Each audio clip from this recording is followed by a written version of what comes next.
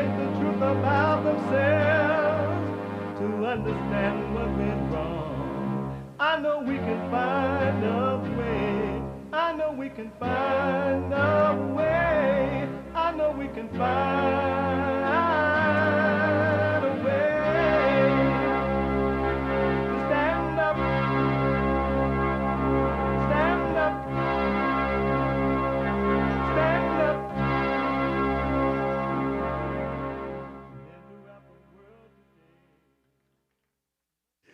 Uniting the races with truth instead of dividing them with lies. We're also rebuilding the family by rebuilding the man. I am JLP Peterson. Good morning. Hi, y'all, and Merry Christmas. Merry, Merry, Merry Christmas. I wish you well this season, this Christmas. You can get involved by calling 888-7753-773. 888-77-JESSE. JESSE, Jesse. No new biblical question right now. We'll see. But no new biblical question. We dealt with last week's biblical question in yesterday's fellowship. If you missed it, you can podcast it. Rebuildingtheman.com/church. Rebuildingtheman.com/church. All right. So we have every way that you can watch and support the show listed on JLPpeterson.com/show. JLPpeterson.com/show. And if you're out and about, maybe you just can't sit and watch it because you got to run around anywhere in the world, no matter where you are. You can podcast and you can listen live on your iPhone or iPad by calling the listen line on TalkStream Live at 605-615-4131. 605-615-4131. And to donate and have your comments read out loud, go to Buy Me a Coffee. BuyMeACoffee.com/JLP Talk. BuyMeACoffee.com/JLP Talk or Bond JLP Cash App. Bond JLP Cash App. It's Monday. And every Monday, though we deal with all calls, every Monday is, shall be, will be, let it be said, let it be written, let it be known, Female Mondays.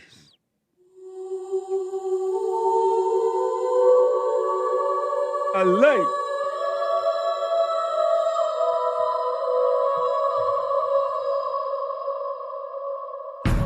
I like to make men uncomfortable. All my life I had to fight. Let women take over.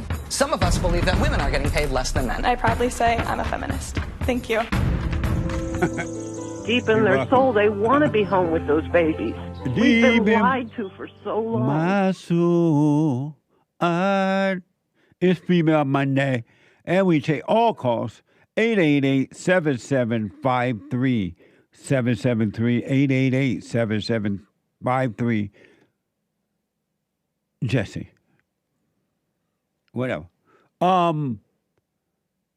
If you miss yesterday's fellowship, you were not there, or you didn't catch it live, podcast it. For those who want and those who are working on themselves. It's only for those who are working on themselves. The other people, it's a waste of your time. Really.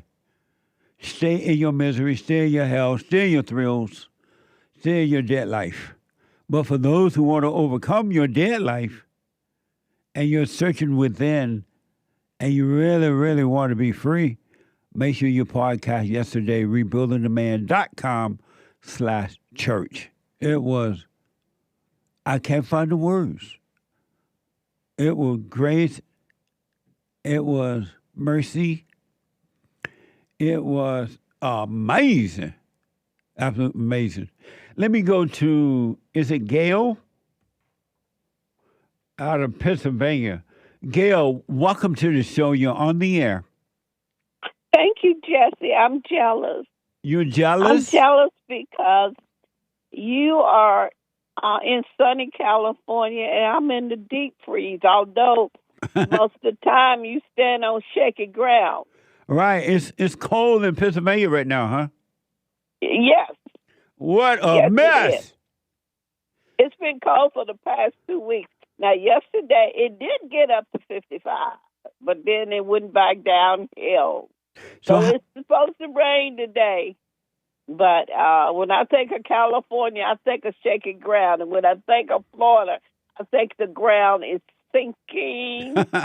So there's nowhere to run, nowhere to hide. That is true. Amazing. That is true. How did you end up in Pennsylvania from the South? Well, I've been a gypsy most of my life. Okay. I've lived in different states. And how I was a prodigal daughter, okay? You know, the prodigal son in the Bible. And what do you mean you're the prodigal daughter? I lived in different places. Oh. Yeah, I lived in different states. What was and wrong how with I you? How I ended up in Pennsylvania was the fact that I am old now. How old are you? And just as I've told you before, but I guess you deal with so many people you can't remember. I'm 74. Oh, yeah. I'm a spry 74. And look at me, you wouldn't think I'm as old as I am. But anyway, getting back to why I'm here is that I moved in with my son. I was living with my daughter. I was living before in a senior citizen building. I didn't like that because I was by myself and I needed family around me. So then I moved with my daughter, and she didn't have a place for me to go to the bathroom. I had to go upstairs. If I was downstairs in the townhouse, I had to go upstairs to the bathroom. So my son said, "Oh, come and stay with me, and you'll have a bathroom." So that's how I ended up in Pennsylvania. I was living with my daughter in Baltimore. So what is it like? Where was your husband? Where was my husband? Yeah. God only knows that. So. Is he dead or something? Huh? Is he dead? Well, you could say that. Oh, what was it like imposing on your children like this? I am not imposing on my children. But they sound like that your son is now stuck with you at 74. No, he's not stuck with me. Why? At 74. What do you call it? I call it us helping each other out like families should. Some families should live together because rent is high. And who said that? Who made that rule that some families should live together because the other family refused to take care of themselves? I take care of myself. I have my own money, sweetheart. But you don't have your own place. Don't take it there, okay? I got my own money. But you don't have your own place. You have imposed on your son. I've had my own place, okay? But why? And then every year they raised the rent. So I got tired of that. And so now your son's stuck with you.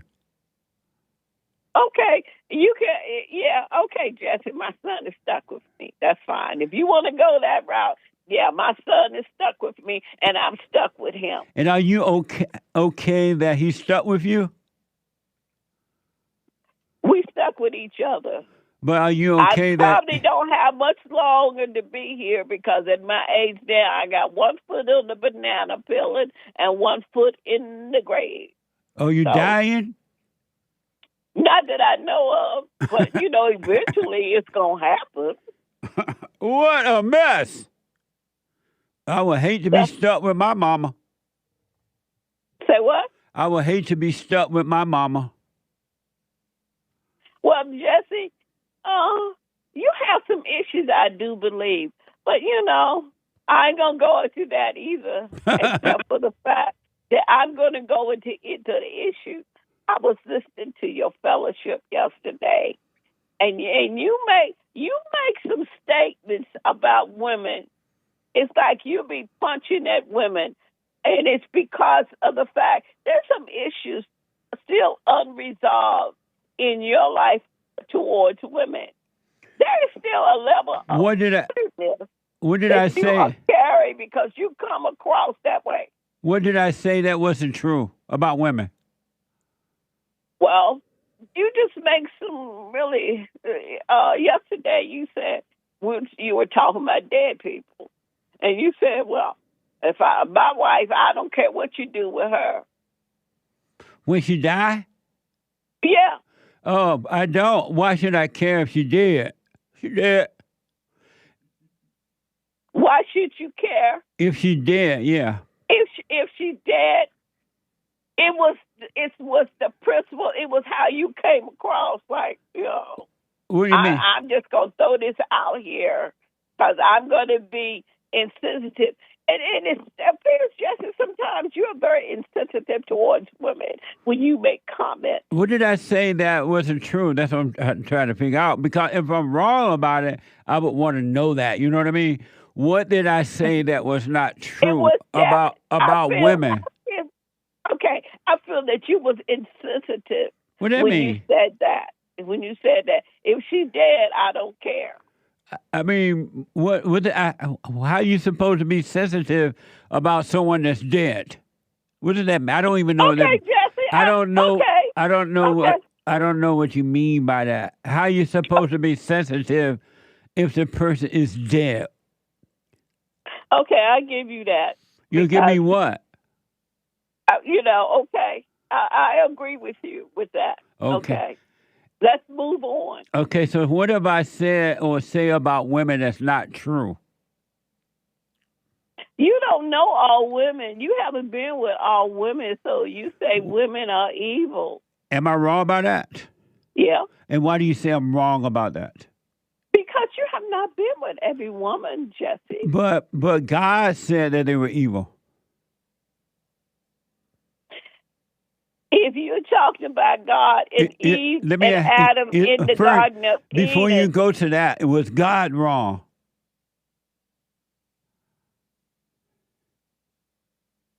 Was God wrong? Yeah.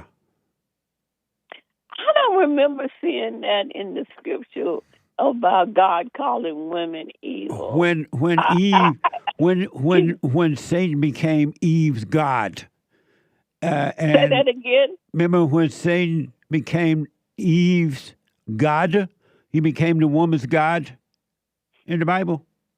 Well, the serpent was created by God. Do you remember when the serpent became the woman's God? Well, she chose to follow what Satan said. Do you remember when the serpent became the woman's God? I don't believe that he actually became the woman's God. I think he influenced her. And see, the thing about Do you remember when the serpent became the woman's God with Eve? Started with Eve. I don't agree with that. So you don't agree with God? I don't agree with you thinking and saying that God said a woman was evil. Well, you said because you listened to the serpent, you're going to pay the price. And she's been paying the price ever since. Well, that's true, Jesse. And Adam has been paying the price, too, for listening to Eve. Right. Remember, we had this discussion before. Right. And So I said that Adam should have been with Eve. If Adam had been with Eve. Adam should not have been with Eve. He couldn't be with Eve everywhere. Eve is responsible for Eve. And the women always try to blame somebody else for their evil. You can't blame Adam for Eve's action. Well, wait a minute. Wait a minute, Jesse.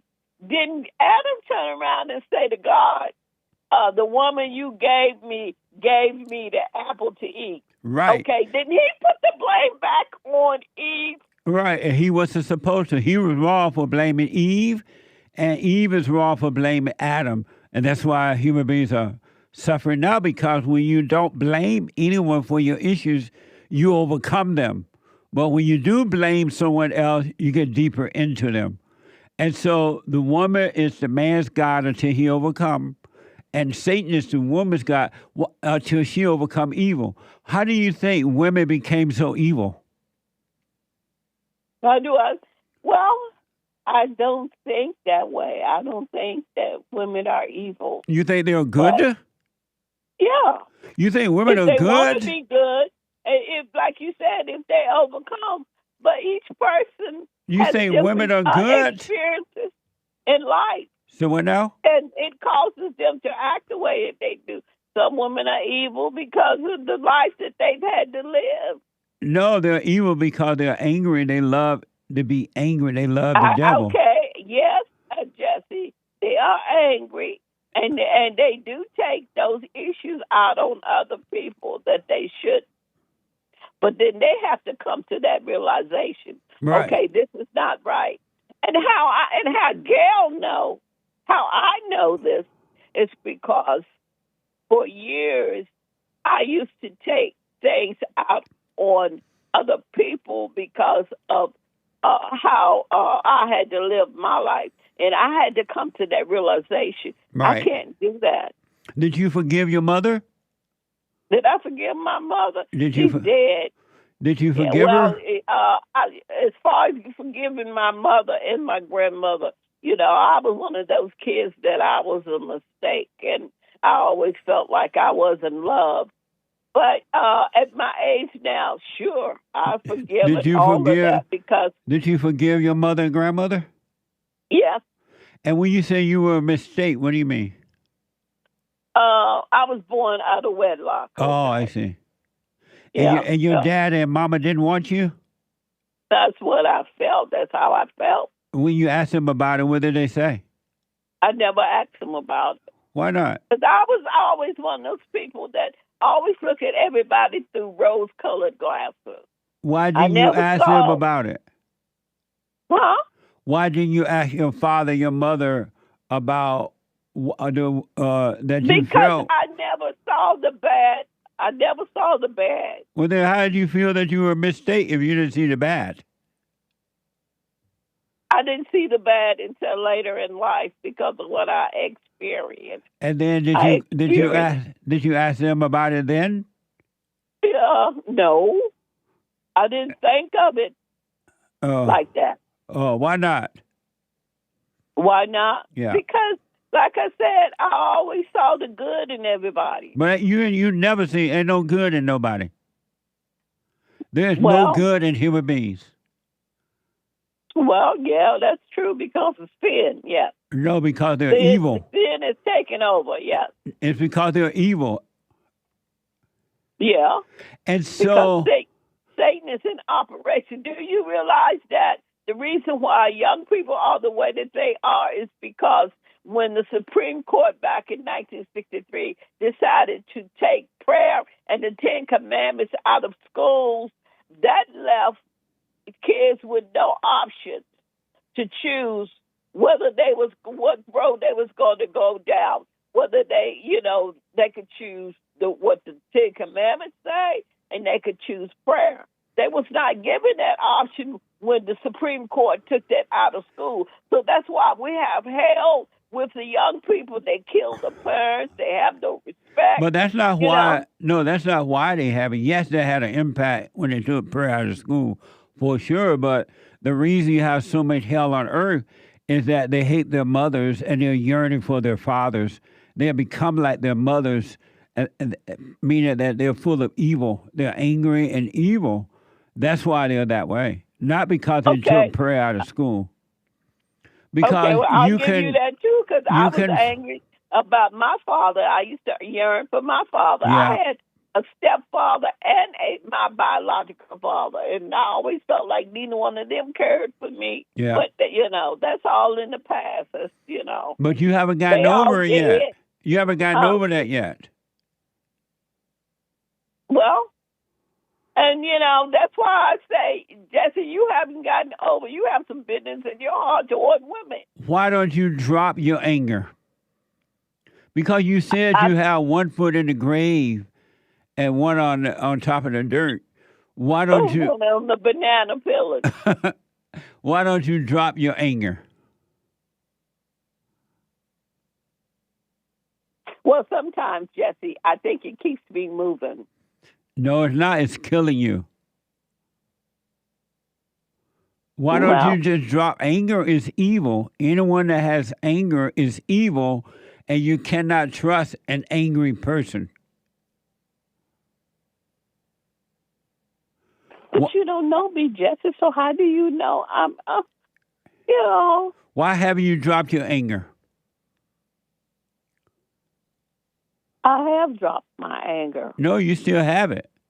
I told you I have dropped it. No, you still have it. You have not dropped your anger, and you're now old, and you got one foot in the grave. And one foot on the banana peel. If you die in your condition that you're in on earth, you're going to end up like that for the rest of your life. There's no way out. You don't want to drop your body in the spirit of anger. But I have peace. No, you don't. A lot of stuff God is taking away from me. You don't have peace. You don't have peace. Yes, I do. No, you don't. You can't have anger and peace. Well. Why don't you drop your anger before that other foot go down in the grave? Well. I don't know what you mean by that. By what? That I'm angry. I'm angry. I'm angry. You have anger. You're not at peace yet. You have spare moments of happiness, but happiness is not peace. Well, I have a lot more spurts of happiness than I used to have. I'm sorry? I'll put it that way. You have a lot more what? I have more spurts of happiness than I used to have, okay? Right, but you still don't have peace. And if you drop your body... Well, I don't understand what you mean by I don't have peace. You're saying that I carry the anger, and I'm telling you I dropped it because you need to talk to my children, and they'll tell you that I'm nothing the way I used to be. What would happen if your son... Most of my life, I have been around evil, okay? So I know what evil is because I used to have to stare it in the face, okay? But I decided that I was not going to go that route anymore. So I have changed my attitude. And so what would happen if your son came in and told you, Mom or Mother or whatever, you got to move out of my house and get your own place over there in the old people home? Would you still have peace? Yeah. No, you won't. Yeah, I will, too. So why don't you move out and let him have his own space? Because he has his own space. No, he can't. You're in the way. No, I'm not. You are. No, you need to ask him, but since, he wouldn't take the time to talk to you, so... He's not going to tell you. He doesn't want to hurt your feelings, or he's afraid to, or he believes that he owes you because you're his mama, and so he's operating out of guilt. If you didn't, okay, Jesse. If you have perfect peace, you would tell your son, you know what, son? I have no business living on you. I'm going to go over here to this old people home and get my own place, get on Social Security and Medicare and everything else. I have all of that, okay? So then why don't you go get your own place and get off your son? I tell you what, next time I see him, I'm going to ask him, am I a burden on him? Yeah, you are. He might not be able to tell you because... And then the next time I talk to you, Jesse, I'll let you know what he said. All right. But make sure he's not afraid to be honest with you. He's not concerned about hurting your feelings or anything, all right? Okay, the next thing, Jesse... But he should not have to tell you that. Look like you would love him enough to go and make another way for yourself rather than being a burden on him without him having to tell you that. Where is that kind of love? I tell you what, Jesse, I'll ask him that too. No, I'm asking you, why don't you love him enough to know that you should not be living with him?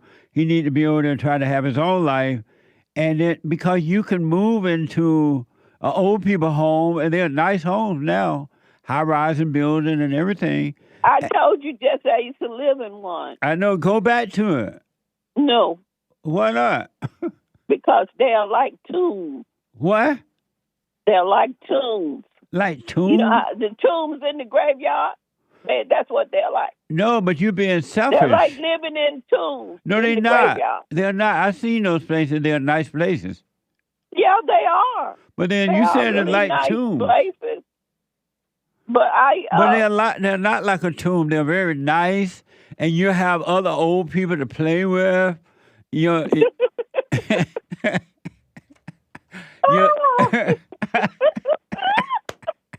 you are so funny, Jesse. I just want to say one other thing. Now, I'll let you go because I'm sure you have other people to talk to. Bryce Mitchell, I really enjoyed that interview that you had. Bryce Mitchell, the UFO fighter, he was on the Father State this past Friday. Yeah. FatherState.tv. Well, did he win the fight? He won. Oh, okay. So it saved your farm, right? I should have put my money on him. I didn't put any money on him. Even though he's a UFC fighter, right? Even though he sounded so confident that he was going to win, he was like, I'm going to win. You can put the farm on it. Maybe not all the cows, but... And I should have. Did you put money on him? No. Why not?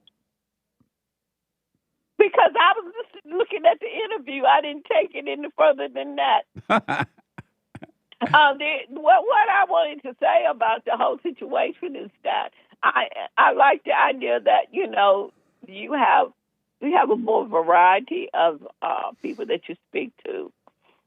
You just don't speak to a certain group of people. You have a variety. And what I mean by that is that you're not talking about what mainstream is talking about.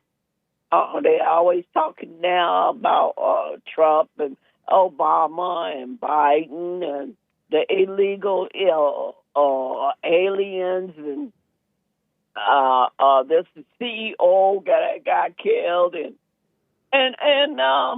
I think because it's like sometimes we need to discuss.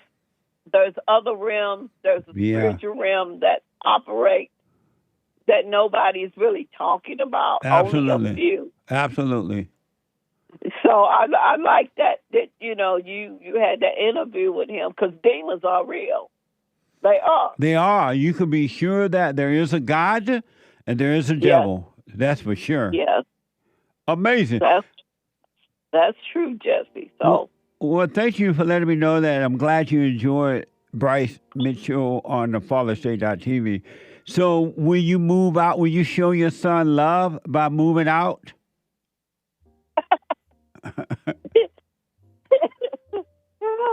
I'm not moving, Jesse. So you won't show him love by moving out? I'm not moving, Jesse. And why not? Because I have my heaven right here. I bet you do, but he's catching hell from your heaven. No, he's not. I guarantee you he's unhappy with it. I tell you what. What? I'm going to ask him, and the next time I call you, I'll let you know what he said. Be sure to let me know, all right? All right. Good to hear from you. Call me again, Gayle. Okay, love you. Love Later. you back. Say that I've been Okay. listening to you Back in a for moment. few years now, and when you talk about the illusion of racism and how it's just a divisive tool that the media uses, and it's just good and evil. Yes. And that's what we got to focus on. It really has changed my life. My perspective is totally different now. I'm more calm. I'm more peaceful. When you talk about forgiving your mother and letting go of that hate, and it just transforms you. So I just want to thank you for that and let you know that you really are doing God's work by waking people up with this message. Amazing, Aaron. Thank you, man. I appreciate that. I Sure. can hear the angels in heaven singing right now. They're rejoicing. That's amazing. Stay with the silent prayer. Speak up, don't resent, and doubt every thought. And Aaron, you have not seen anything. Anything.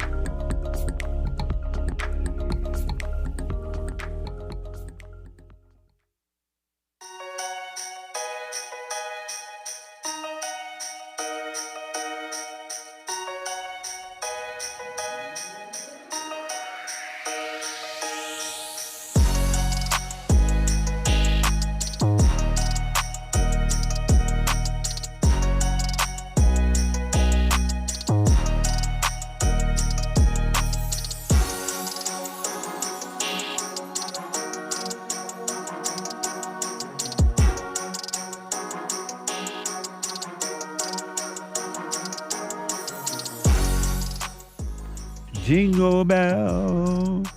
Merry Christmas, everybody. From everybody at the JLP Radio Show, the FatherState.tv, Punchie.tv, Bond, Rebuilding the Man by Rebuilding the Family by Rebuilding the Man, and everybody. We all wish you all the very best of this Christmas.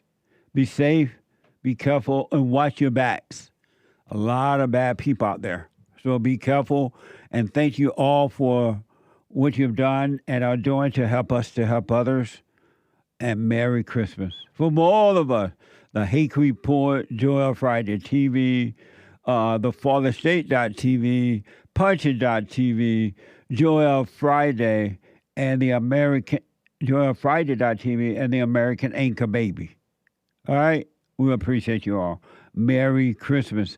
And thank you all for the gifts you're sending and the lunches and all kind of stuff. We got a fruit basket yesterday. Amazing. Thank you. I don't know yet who sent it, but thank you. And Merry Christmas. The Hake Report is coming up at 9 a.m. this morning, Monday through Friday, right after my show. TheHakeReport.com. And after that, Joel Friday TV. He black. Joel Friday TV. And at 2 p.m. today, brand new episode of Punchie TV. Watch this. Okay, obviously, it's now a political thing. Daniel Penny is a white man. Jordan Neely Say his name. is a black man. My dog probably could have foreseen that it was going to be a racial thing. The conservatives fall into just mocking and judging the ridiculous blacks, and then they fall into judging us whites. That's a good point, because the judgment is what's keeping it going. What's the difference between a Christian and atheist? I got rid of depression. What do you got to say about that? Tell me your little science book. How do you do that? I really want like the Trump type of Christianity. If we say that Trump is the standard, right, and there are coming onto the spectrum through these Onboarding? people, Maybe. Like Ben Shapiro is a gateway drug to That's white what I'm saying. nationalism. Exactly. Don't judge good or bad. There you And go. you're wrong if you do that. Punchie TV today at 2 p.m. on YouTube and Punchie.tv. You don't want to miss it, believe me. And then at 4 p.m., the American Anchor Baby. The American Anchor Baby. Amazing. At 4 p.m. Energy everywhere, just all over the place. At 4 p.m. Pacific time. Check out the fellowship from yesterday. It was amazing. RebuildingTheMan.com. Only if you want /church. RebuildingTheMan.com/church. It's only for those who want to overcome their fallen state. Really. It's not for everybody. And that's fine. That's okay. You have a right to live in your misery. You have a right to live in your hell. You have a right to live in your suicidal thoughts and your depressions and your anxiety and your worry and your jealousy and your strife and your revenge. You have a right to live in your death. But then there are those who want to overcome their death and that misery. It's for you. Rebuildingtheman.com/church. Before I get to the super chat, let me go to Maze. 888-77-JESSE. Maze out of Dayton, Ohio. Maze, welcome to the show and Merry Christmas. Maze? Hey, Maze? Did you hit mute? She was. I thought I heard Maze. I'm going to put Maze on hold and let Derek check out. Maybe she hit a mute or something. Super chat. Super chats. Aries 1 gave a late coming Ninjagini at the end of the Jesse Lee Peterson show on Friday. Thank you, sir. Thank you. With no message. Amazing. Thank you. Ariadne J bought 3 coffees on Friday. Thank you, Ariadne J. Ariadne. What? Ariadne. Ariadne.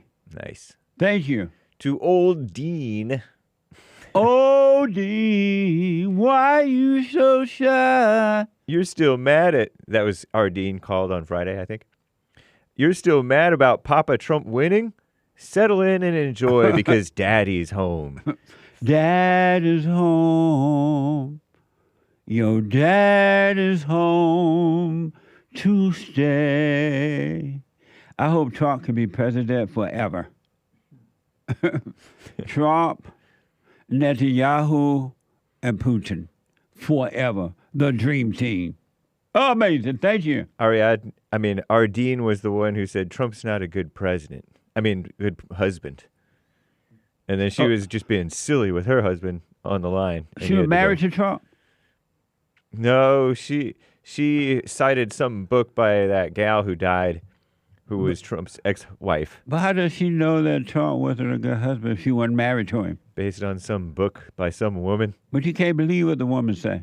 Right. What the?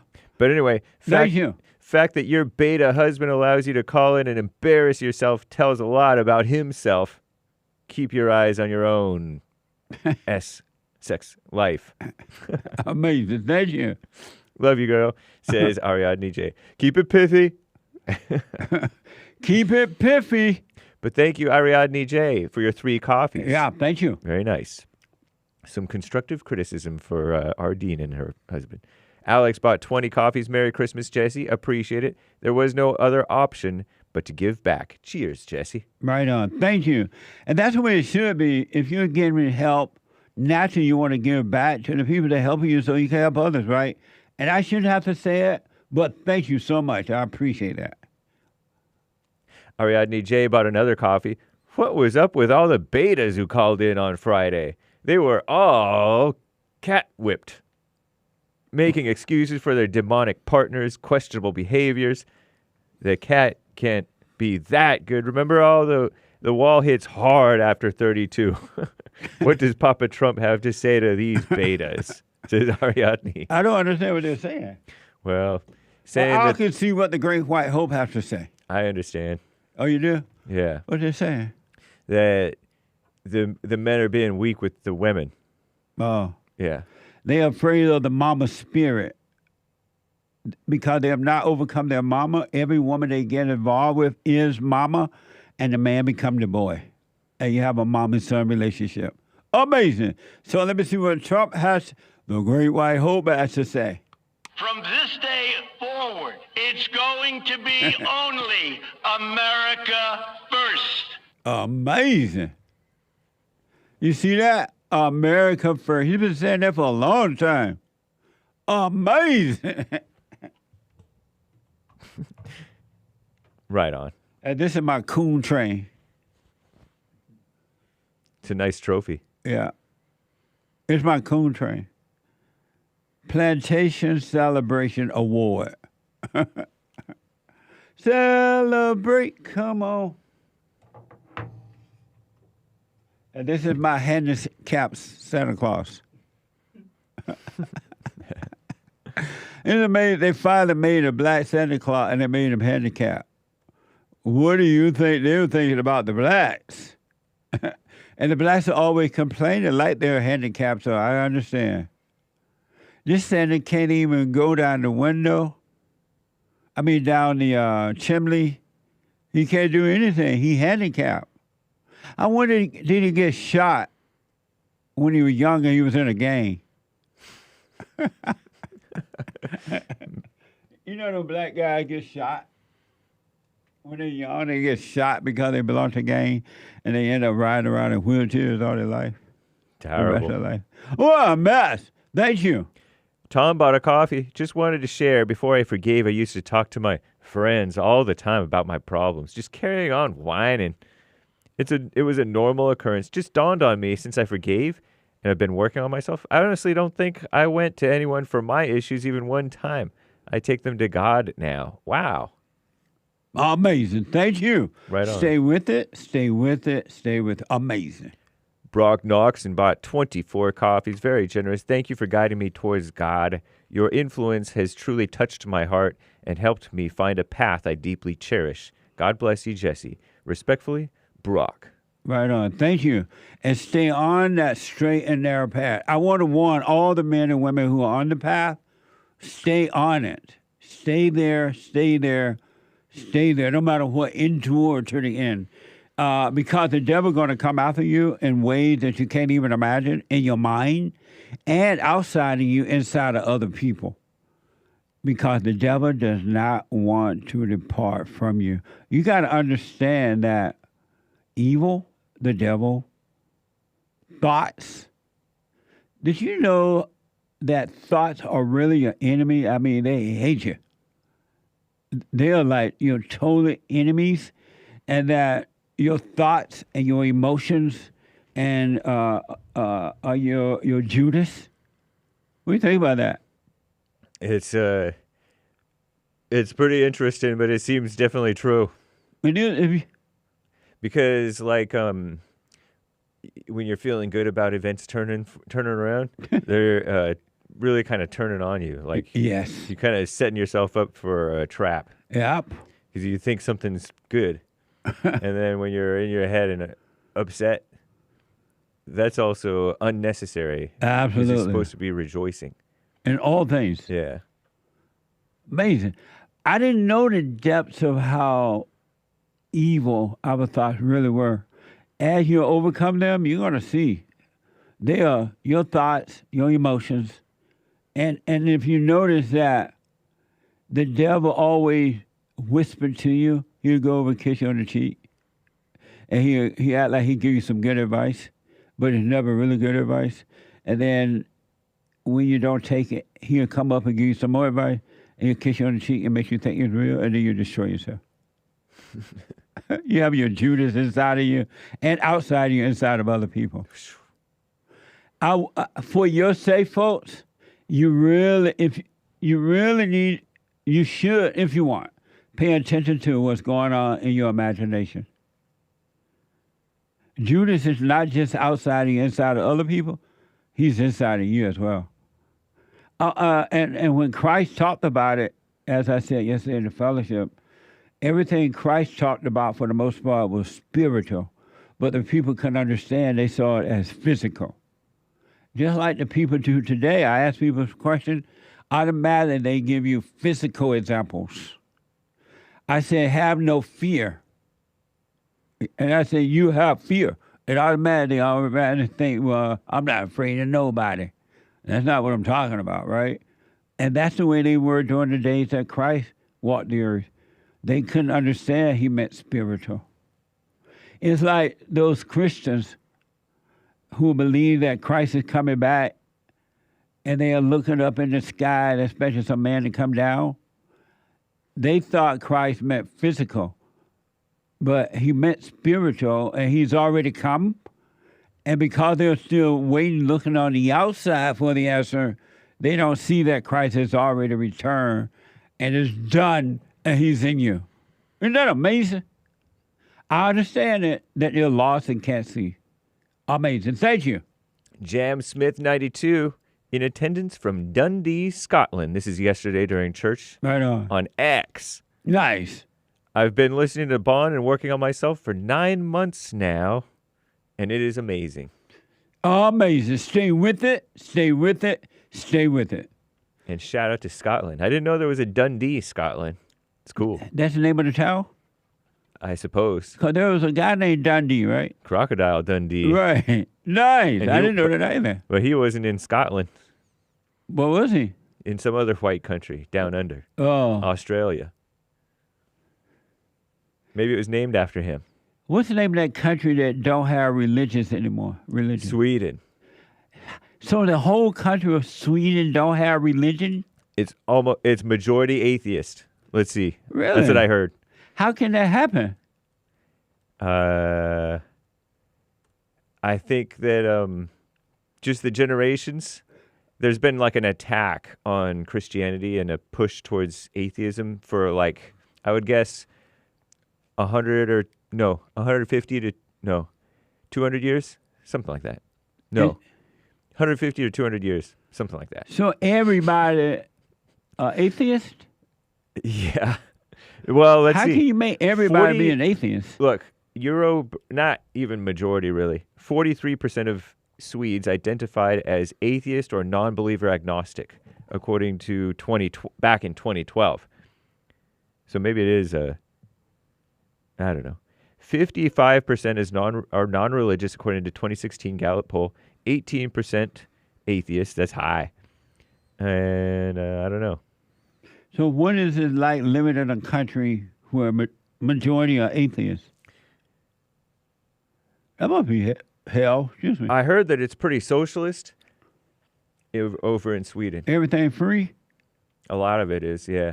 Do they have any blacks in Sweden? I think they might have a few, but I don't know how significant it is. Let's see. Everything on Google. Well, yeah. Well, this is Brave AI. Are you proud of me? I'm using Brave browser. I don't know what that is, but okay. It's Christian. Well, it was made by the guy who got kicked out of Mozilla for supporting Prop 8 in California. Oh. I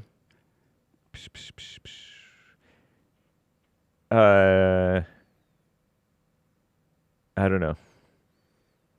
There are Afro-Swedes. There are Turks, Assyrians, Arabs, Finns, Germans, Kurds, Poles, Norwegians, Danes, all in Serbs, Sweden? Sami, so-called native. Yeah, Croats, Albanians, and all others. those different people live in Sweden. No wonder it's atheist. Croats. Croatians, right? That's what that is? Yeah. Croats. Man. Are those black people? No, Croatians are just normal, like Eastern European? I don't know. Amazing. But thank you. Nice. Okay, yes. Anyway, thank you. Yeah. We were talking about Scotland. Yeah. Cash Moses says, hello, brother Jesse. Oh, no, that person was over on IG, that jam in Dundee, Scotland. This person on X says, hello, brother Jesse. This is yesterday during church. Excuse me. Hi. Nice. Hello, thank you. Linya and Chin yesterday with a super chat. Tell Jesse, only through material form are we alive. The spirit is itself devoid of life, if not incarcerated as a body, a.k.a. soul. Spirit is the eye of the storm, the 0 point centering the storm that is your life. Your spirit is your I, not your my. Thank you. Thank you, Linya and Chin. Yeah, I appreciate it. Piotr, 5 coffees. Thank you, Jesse and the team, for the best fellowship on this side of heaven. Amazing. It was amazing. You walk up, it was, I don't know how, it was amazing. Thank you. Lori bought a coffee. Nice fellowship, Jesse. Love the spirit conversation. Yeah. I know we are controlled by whatever spirits inhabit us, either life force spirits of God, which loves and frees us, or spirits of death that come from the devil, which guides us to hell and hates us. Spirits influence and control us. I'm a living being soul in a body with spirits in here as well guiding me. That's what I see going on in me. What a mess. We had a discussion yesterday about spirits. Are you a spirit? So check that out, rebuildingtheman.com/church. Very interesting. The one thing I realized about that is human beings cannot handle living without some form of identity. Even though you tell them it's a false identity, you're not supposed to have any ideas at all. Clear mind, they still come up with some form of identity. And I understand it, but it's not good. You want to die from identity. All right? Amazing. Thank you. Nice. Also on buymeacoffee.com/JLP Talk, Soul Conscious, 5 coffees. Jesse, church was once again incredible. Thank you. Is not doubting the thoughts evil? Not doubting them? Yeah. Is that evil? Yeah. When you don't doubt them, you're worshiping them. You're one with them. They are your God, because that's the nature of the devil. Amazing. Thank you. So Callus on Cash App, I want my baby back. Baby back. Baby back. Ribs. Is that a song? I heard it as a commercial from like Backstreet Boys or NSYNC or one of those guys. Amazing. Doing like a commercial. Hold there for me. Okay. Thank you, by the way, for the baby back song. Amazing. I appreciate it. Let me go to Maze out of Dayton, Ohio. Maze, welcome to the show. You're on the air. Hello, Jesse. Hey, Maze, Merry Christmas. Merry who? Merry Christmas. I don't do that. But I was not indoctrinated to be with all of this stuff. But that's not why I called But can't you say it back to me? No. You Happy can't, life, Jesse. Happy forbid. You Happy can't life, Jesse. say Still breathing your spirit of the air. you can't. I understand you don't celebrate Christmas, but I do. I celebrate. But can you say, okay, enjoy your Christmas or something like that? Enjoy your Christmas. Thank you, Is that baby. good enough? Yes, that helps. Okay. I don't have to just because you do. But when you're taking prayer out of the school, I don't understand. Could you explain that to me? If you put prayer back in the school? You heard Gayle ask the question. She said that when prayer was taken out of school, that's when the kids became so bad, right? At one time in America, before you start class in school at the schools, you have to do the prayer, the Lord's Prayer, and you pledge allegiance to the flag. Because America at that time was a Judeo-Christian nation, and they acknowledged God as the one that made all things possible. Oh, that's what you. That's it to you. But the enemies of God had prayer removed, and so now the schools have gone to hell in a handbasket. Oh, that's what you say. The school's going to hell in a handbasket. Do you disagree with that? No. You don't disagree with that? If you went in school with prayer in you, what you needed to go to the school to get it for? Because when 2 or 3 are gathered, God is with them. Oh, really? And, when 2 or 3, it was showing appreciation for God for what He has done. I wanted you to explain what you thought about it, but that's not what I think about it. Can you hold for me? Can you hold? Oh, sure. Yeah, hold for me, then I want to hear what you think about it. 888-7753-773. The Hake news, not the fake news, is coming right now. The Hake news, not the fake news. Back in a moment.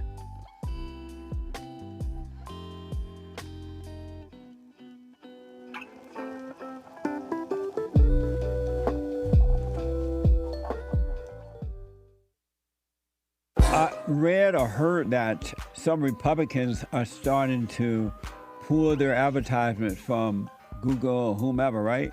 Because so many conservatives are being shut down, discriminated against, shadow banned, and all that kind of stuff. So conservatives are starting to fight back. It is happening to us too. I'm just taking it one day at a time. But you can go to JLPtalk.com and find all the ways to support us. You can check out rebuildingtheman.com and support our nonprofit organization. You can call 800-411-BOND, 800-411-2663. And don't forget to like, subscribe, follow, share, and Sonny And also, we have thefatherstate.tv. Ring the bell.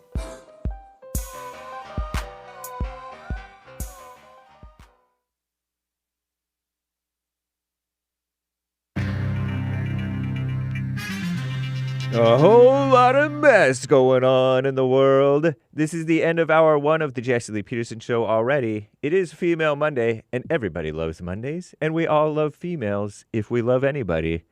It is Monday, December 9th, AD 2024. Stay tuned for hour 2. JLP will be right back to your calls. There is one line open. You can call in right now during Hake News, Not Fake News, and JLP will be right back to your calls. By the way, it was the anniversary of Pearl Harbor on Saturday.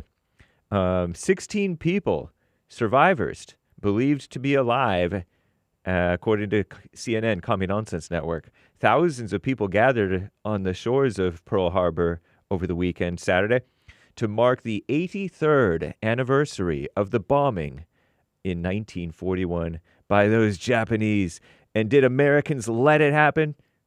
On purpose? I don't know. There is a conspiracy out there. I disavow for the sake of everything. A ceremony was held to honor the service members who lived through the Great Depression and fought in the far left World War II. What a mess, huh? Yep. And by the way, there are words of the year from the far left liberal fake news dictionaries. Merriam-Webster's word of the year is polarization, according to Commie Nonsense Network. A word's been used incessantly, they say, to describe the fraught, which is a liberal woman word, state of American politics. Earlier this month, the Oxford Dictionary, far-left extremist Oxford Dictionary, announced that brain rot was their word of the year, while the Cambridge Dictionary, off the deep end liberal, fake news, declared manifest. That's a woman word if I ever heard it. Its lead word of 2024. So polarization, brain rot, and manifest. There you go. And the Syria civil war, did you hear about this? CNN Commie Nonsense Network reports the long rule of Syrian-based President Bashar al-Assad is over after rebels swept into the capital of Damascus on Sunday. Is it over permanently? That remains to be seen. So-called rebels. Assad and his family are known for a brutal dictatorship. Brutal! Which since 2011 has been devastated by a civil war, so-called, that turned it into a breeding ground for the so-called extremist group ISIS, while sparking a refugee crisis that saw millions displaced from their homes.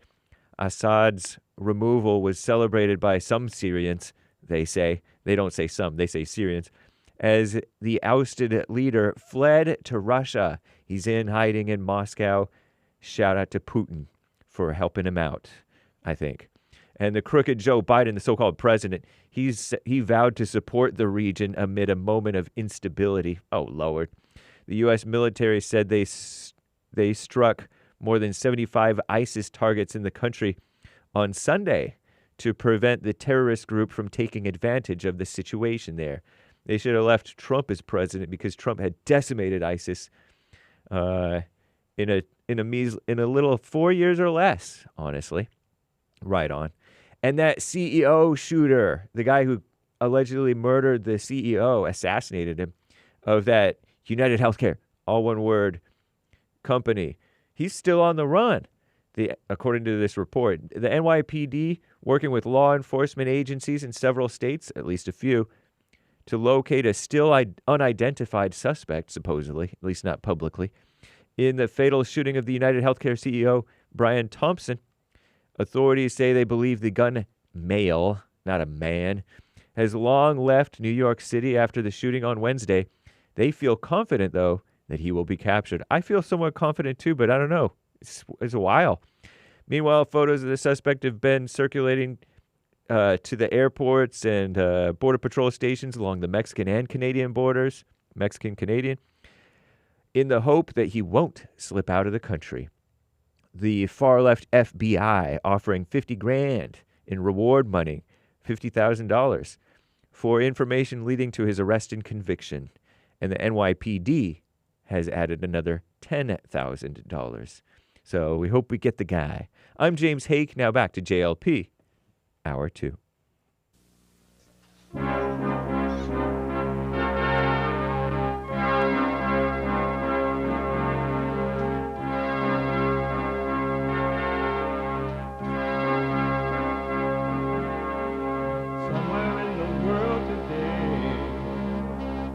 Got to stand up strong, face the truth about themselves, to understand what's been wrong. I know we can find a way. I know we can find a way. I know we can find a way to stand up, stand up.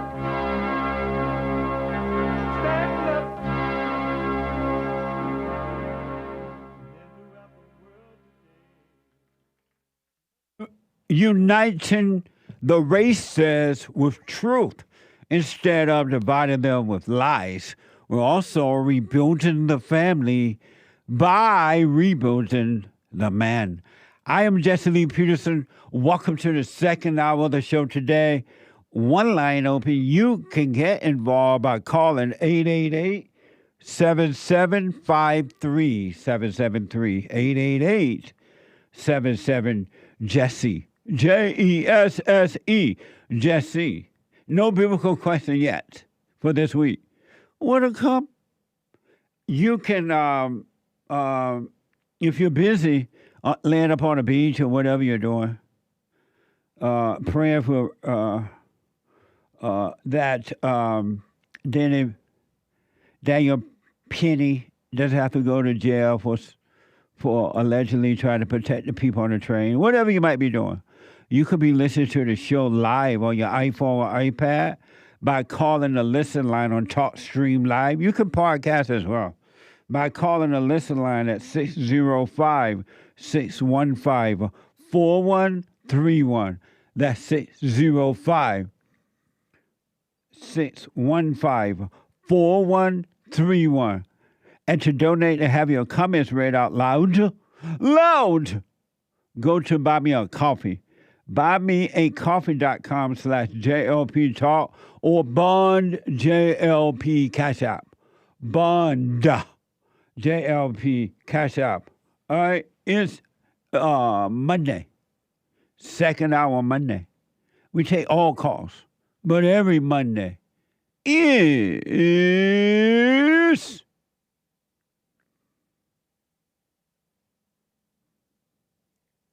Female Monday. All my life, I had to fight.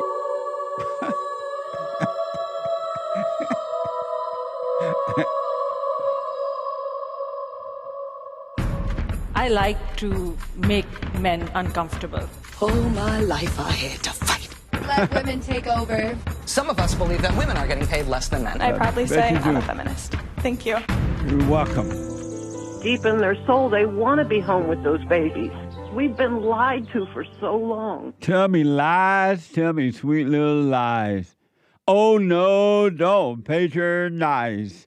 Tell me lies. I want to go back to Maze. And Maze, it sounds like she has an issue with the prayer in schools. I'm not sure where she's coming from. Let me find out. Out of Dayton, Ohio. Maze, how do you feel? What's your thing about taking the prayer out of schools? I'm saying, I hear people say they took the prayer out of school and that messed up everything. If you prayed before you left home, when you got to the school, what you got to pray again for? To be on one accord. Oh, to be on one accord. And then you got to pledge allegiance to a flag. What's wrong with that? Because you are pledging to a flag, not to God. No, you're showing appreciation for America. But then you put God in it, so one nation under God. So if it's one nation under God, people should be acting like it is and not acting as if you're not as good as me and I'm not as good as you. So I have to have you down on the bottom of the shelf and I stay at the top and I tell you what to do. But how does that relate to children pledging allegiance to the flag at school? Because people say that when they took it out of the school, that's what's wrong with the children. I don't think so. You don't think that had an impact? No, it didn't. The Judeo-Christians is the one with the impact and the problem. Do you think it helped? Did it help the children when they took prayer out of schools? No, it didn't help them. It didn't help them. Did it hurt them? No. Then so why when I hear people say that. If that's true, why did crime in schools go through the roof? Why did crime in school go through the roof? Because it wasn't like that. It wasn't like that prior to taking. It wasn't like that prior to taking prayer out of the school. But once they took prayer out of the school, then crime went through the roof. They had crime when prayer was in school, and then took it out, and they still got crime. And I don't put on no prayer. Just like when you put. But why did it go through the roof once they took prayer out? It didn't go through the roof while prayer was there. But they have a crime before that. Why did it make a difference once they took it out? But Jesse, did they have it before that? You're not answering my question. Why did they take it out? No, once they took prayer out of school, why did crime go through the roof? Whereas because the ones that had it in there was already. Before they took it out, it did not. Crime was almost not heard of in schools. Really? Why did it go out of control when they took it out of the school? Because that was. I don't understand that, Jesse. Okay, prior to taking prayer out of the public schools, crime was almost not heard of. Once they took it out, then crime went through the roof. Why? Because crime was there. If crime is there before you take it out, it's still crime. You're not answering the question. Without it. You're not answering the question. So you want me to tell you what happened and it had nothing to do with no prayer? I'm asking you a question about the prayer. That's what the topic is. Yeah. If prior to taking the prayer out of school, crime was almost unheard of in schools. Once they took it out, crime went through the roof. Why did it go through the roof once they took it out as opposed to not being there prior to taking it out? Why did it go through the roof once they took prayer? I'm going to tell you why it went through the roof. They took the children out. Once they took some of the kids in the school and they made them drug. The dealers, the pushers, they got pushers, and the dealers gave the pusher stuff to bring it into the school system and mess the school system up and mess the community up too. That's what happened. No, even prior to taking prayer out of school, drugs was unheard of in the schools. That came about too. You're making a good point. So crime came in, drugs came in once they took prayer out of the school. Why didn't that happen prior to that? Because it was people were closer then than they are now. With prayer, you're saying that with prayer, the people were closer, right? No. Prayer had nothing to do with it. It was just two groups of people here at the time. And then the immigrants came in. They brought a little bit at a time and mixed them in with the other people that was already here. No, that's not true. Oh, yes, it is. No, crime went out of control before the illegal aliens got here. Oh no, crime didn't. Yes, crime went in control when the dealer started had the pusher with the drugs, and the dealer never went to jail, and the pushers did. But mate, I'm asking. Why didn't all that happen prior to taking the prayer? What's happening, Jesse? Why didn't all that happen while prayer was in the schools? It was happening. No, it wasn't. It was happening. No, it wasn't. So you said it wasn't, I said it was. So why are you saying it was? Because it wasn't. Prayer had nothing to do with it. Yes, it did. I know what prayer can do. So they're trying to put it back in there. What is it supposed to do? What? What is it supposed to do that they're putting it back in there? What is it going to stop? It's going to cause people... Some people, not all, but some people, to take a moment and appreciate God, appreciate the school. It's going to cause them to appreciate one another because they're going to be coming from the same source. Oh, really? But how is that going to happen when they take all the books and different things out of the classroom? Just like they took prayer out, they're taking books and everything else out of the classroom because they don't like history? I don't know what you're talking about now. These Judeo-Christians that you're talking about putting prayer back in the school. And what about books? Is it going to change some of them by putting it in there? Oh, by putting those DEI books? Whatever you want to call it. Oh, you talking about the DEI books? Whatever you want to call it. No, I'm asking you, are those the books you're talking about? I don't know what a DEI book is. Explain it. Black reparations and affirmative action. They can take whatever they want to take out of it. Reparation and affirmative action people. Oh, really? What does that got to do with this conversation? You the one that said We're talking about prayer in you school. You said it. The Pledge of Allegiance. Wait. You asked what that had to do. You the one brought up the books. No, you were talking about black people. No, you brought up the books. That's why I'm saying taking the books out of the classroom. And I asked you when you're talking So about why the are they taking them DEI out? book, critical race theory books. Well, whatever kind of books they are, they have. Are you referring to those books? No, I'm not. I'm referring to the definitions that they're changing in the dictionary, making changes to make it look like something that it wasn't. Like in the what, beginning. for an example? You got the original. If you got the original dictionary, do you want the people to have fake history? That's what they want to give them. Right? No, they don't. They're taking those books out. Really? Yeah. So then you want the dictionary, one definition mean one thing, now you look at it as a different thing. It's just like your Bible. But what does that have to do with prayer in schools? That's what I'm saying. What does prayer have to do with nothing? When prayer was in school, those things were not happening. You got demons in the school molesting children. You got demons in school giving... Because they took prayer out. Stuff in there. Maze. Yeah, that when prayer was in there. Maze. What? Calm down. I'm not upset. Take a break. I didn't say you're upset. I said calm down. Okay. Are you taking a deep breath? Were things better prior to taking prayer out of the school? Were things better in the schools then? No.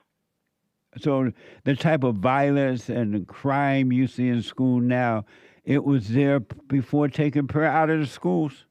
Yes, it was, but it just wasn't recognized as much. How did you recognize it then? How do I recognize it? Yeah.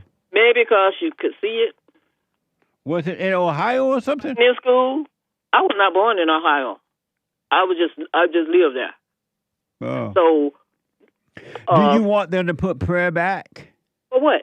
I know I'm asking you, do you want them to put prayer back? I can care less what they do with it, because if you're praying before you leave home, you don't need it twice. Are you okay if they put prayer back in schools? I said, who are they? Are you okay if they put prayer back in schools? Sure, it ain't going to change nothing. And did you vote for the Great White Hope? No, I did not. You didn't vote for the Great White Hope? Didn't. Why not? So what does that make me? A human. Somebody I have to vote because you did. Don't mean I had to, did it? Did you vote for that lady? What lady? Oh, whatever her name. That black one. Well, if you don't know who the lady was, I don't either. That red. But that's not why I called you, Jess. And then we talking about the Pledge of Allegiance to the flag. You're pledging to a flag, but then it said one nation under God. When is that going to happen? It was until they allowed the prayer to be taken out of school. We were one nation. Yeah. When you and I were growing up, we were one nation under God. Really? Yeah, remember? No, I don't remember. Yes, you do. What do I remember? That we were one nation under God at one time. Oh, really? And when I hear you talk about Adam and Eve, you hear me, Jesse? Yeah, I'm listening. When I hear you talk about Adam and Eve, it's always Eve's fault. But in the Bible it says, and in his law said, not the Bible, but his law said, let no man change. So everything that changed was changed by man. No, when Eve... In other words, he got a problem with man and not woman. It's Eve's fault that she listened to the devil. It's Eve's fault that she listened to the devil and the devil became the woman's God. And so then what Adam do? He would change the devil. Stay with me. Is that true about it was Eve's fault that she listened to the devil and the devil became the woman's God? Really? It don't seem like the devil. No, I'm asking you, like was that Eve? Hey, not really. The answer is yes or no. It's an Eve's fault that she listened to the devil and the devil became the woman's God. Well, no, I don't think so. That's your opinion. Whose fault was it that she listened to the devil? It was Adam's, because that's when How sin was it came along. Adam's fault that Eve? How was it Adam's fault that Eve listened to the devil? Wasn't they both talking to the serpent? No. How was it Adam's fault? How was it Adam's fault that Eve listened to the devil? But is it Adam's fault because he said, let no man change it? You're not answering the question, Mace. Well, it's both of them fault. How was it Adam's fault that Eve listened to the devil? No, Eve did not listen to the devil. Yes, she did. Did God lie? Well, did he lie? Uh-huh. That's a book that was written by man too, you know. Did God lie when he said Eve listened to the devil? The only thing, God didn't say nothing about Eve in his Did God lie when he said Eve listened to the devil? That's what I said. said. God said nothing in Did his God law. lie and tell Eve because you listen to the serpent, you're going to be having all this pain? Where did that come from, Jesse? Did God lie? God didn't say that. Did God Man lie? did. God did not say that. Man Maze, did God lie? did. God didn't say it. Did God lie? Man did. What? Man did. Because Who? man wrote it. God did not write that. Who said it?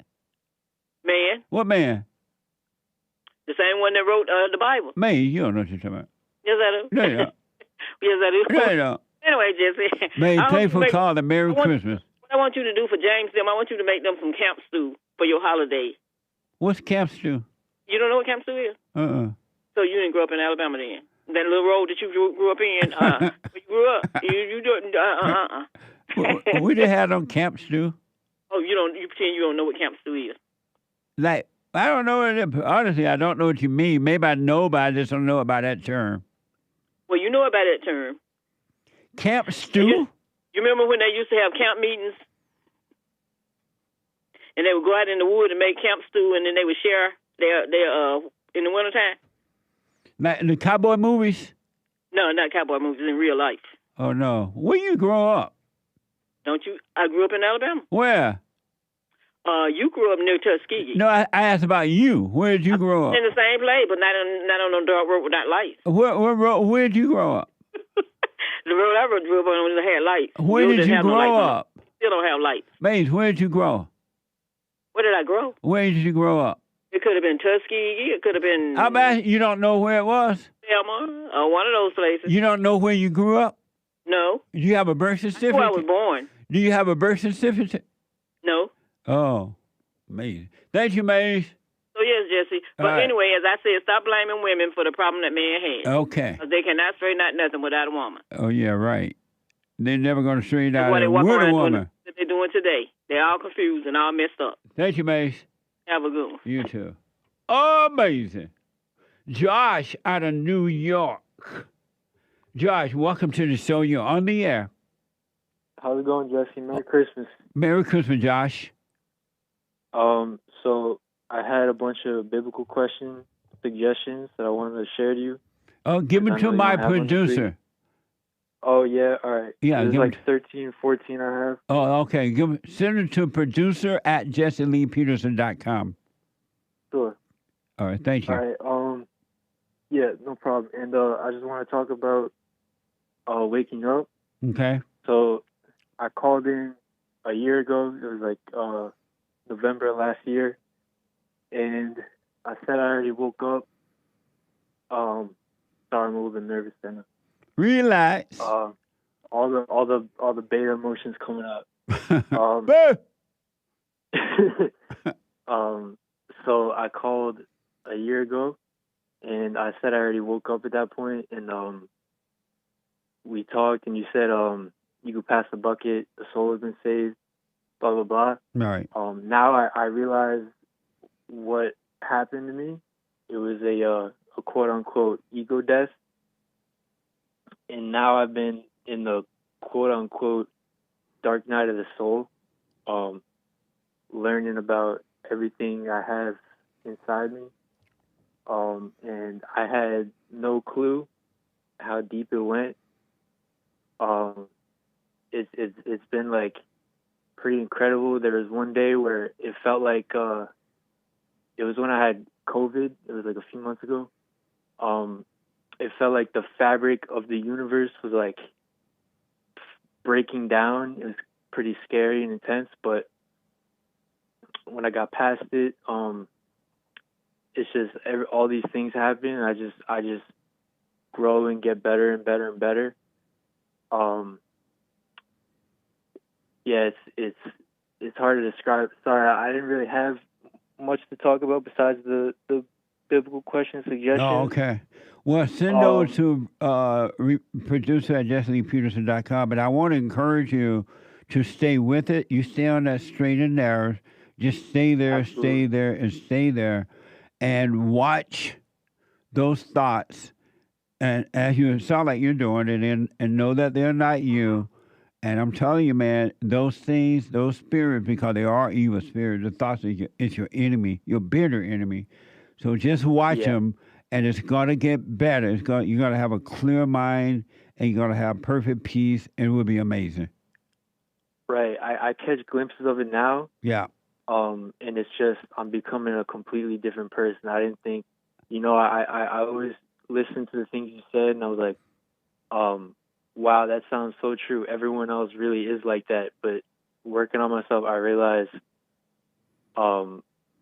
you were talking about me as well, like just realizing, because I was super beta. I grew up in my grandparents' house with my mom. My dad wasn't around. And I grew up thinking my mom was an angel. And it's just working on myself, discovering everything inside me. I became her completely. Yep. I just head to toe. And I also see how deep the evil goes. And I really see I don't have the right to judge another human on this earth, not Hitler, not any of those elites or whatever that do all the crazy things. I see how deep it goes inside me, and it's been pretty amazing seeing that. Right on. It's also been humbling seeing how confusing and tricky the mind is, and it just, you think you got it, but then every step of the way, you realize it goes deeper and deeper and deeper. It does. Yep, absolutely. Yeah. And it's just humbling. Every step you go, you're like, you really have no right to get offended or hurt by anything. You're not a victim of anything or anyone. And it's just becoming an adult is a man is what I realized happened to me, and I didn't think it could happen.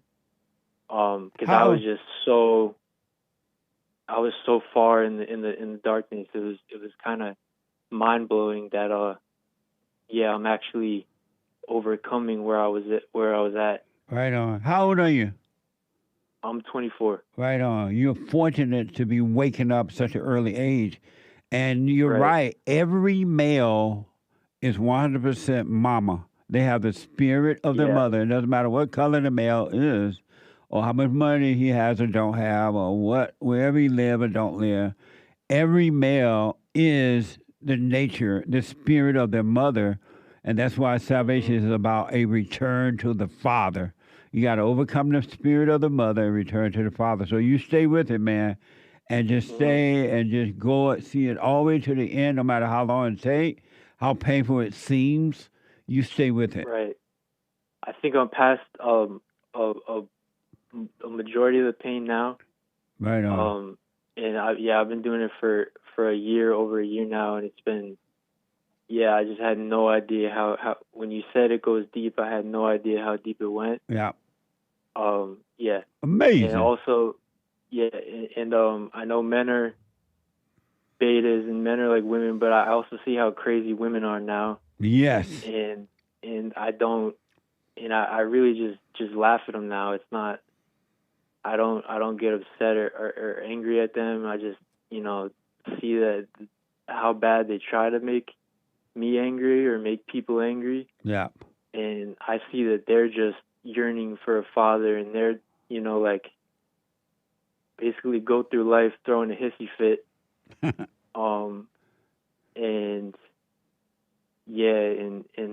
I see that I'm not,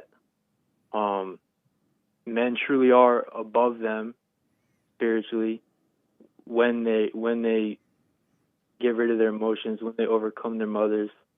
They naturally are, above them, and women are deep down secretly, whether they admit it or not, looking for, a non-emotional man to be above them. Yeah. But they don't see it in the world, so they get pissed off. Amazing. Yeah. What a mess. I got to run, Josh, but amazing. Sure. You're absolutely right. And you stay with it, man. Stay with it. Stay with it, all right? I will. All right. Thank you, Jesse. And see it all the way through the end. And send those suggestions to my producer. Sure. Okay. All right, buddy. Amazing. You can wake up if you want to, folks. Or you can stay asleep. It really up to you. God is okay with it. His son is okay with it. I'm okay with it. Hake is okay with it. Nick is okay with it. Joel Friday is okay with it. Daniel is okay with it. Daniel's producer of the FatherState.tv. My radio producer is okay with it. Omid is okay with it. Doug is okay with it. And I think that's it. That's okay with it. Jim is the first time call out of Canada. Jim, welcome to the show. You're on the air. Hey, Jim. Hey, Jesse, how you doing? All is well, Jim. You're on the air. I just want to say Merry Christmas to you, brother. Thank you. And I wanted to Merry ask you Christmas. Why, I just wanted to ask you why you don't think Jesus is God. Because he's the son. Well, I believe he's the son of God, but I believe God is a Godhead, right? Like Trinity, right? I don't know what you mean by that. You don't believe in the Trinity? What's the Trinity? The Father, the Son, and the Holy Spirit? Where you get that from? The last chapter of Matthew. If I open my Bible here, I could read it to you. Okay. Give me a moment. Okay, so let me see where Matthew is. Page 901. Let me see here, the last verse. I know it's the last verse, Jesse. How do you feel? Forgive Why? me, I'm a little bit younger than you, Jesse. Give me a little bit of slack, you know. How do you feel? Why you're looking for that? How do you feel about Canada becoming a part of the United States? I would agree. I would hope we do become a part of the United States. I love the United States, and right on. I think Canada's in a fallen state, and I believe Justin Trudeau's next, and I'm glad you guys voted for Donald Trump, Jesse. Right on. Amazing. So I'm going to read the Great Commission here in Okay. Matthew chapter 28, verse 18. You ready? Go ahead.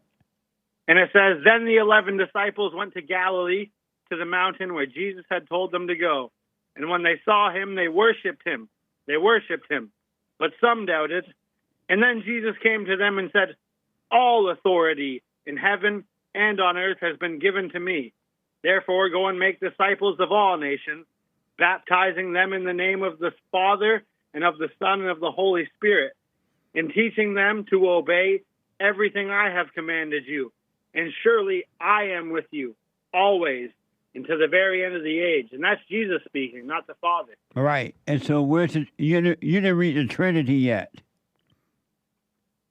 What do you mean by that, Jesse? You asked me, did I believe in something called the Trinity, and I thought you were about to read the Trinity. Well, it's like also in John 1:14, it says, And the Word became flesh and dwelt among us, and we have seen his glory of the Son, only from the Father, full of grace and truth. You know, so but like, you still didn't mention the Trinity God, yet. You still didn't say the Trinity yet. So even in Genesis 1, I think it's verse 23. But listen, it's not Bible Thumper Thursday. So where is the Trinity? You still haven't mentioned the Trinity. Oh, right there. I said baptizing in the name of the Son, of the Father, and Holy Spirit. But when that's not the the Trinity. And even in Genesis 1, Hey, Jim. Yes, sir. Where did you get the idea of something called Trinity when there's nothing in the Bible called Trinity? There might be nothing in the Bible called Trinity, but even in Romans it says so where did you get that from? The Bible. No, you didn't. It's not in the Bible. But the Bible says the same Holy Spirit that raised Jesus from the dead will raise Jim, him it's from not the dead. Bible Thumper Thursday. Don't go from scripture to scripture. And then even in Genesis, Jesse. Hey, Jesse, Jim. in Jim. Genesis, Hey, Jim. It said, God, let us make man in our image. Thank you, Jim. Super chat. Super. It's not Bible Thumper Thursday. I can't go from scripture to scripture. I have more time on Bible Thumper Thursday.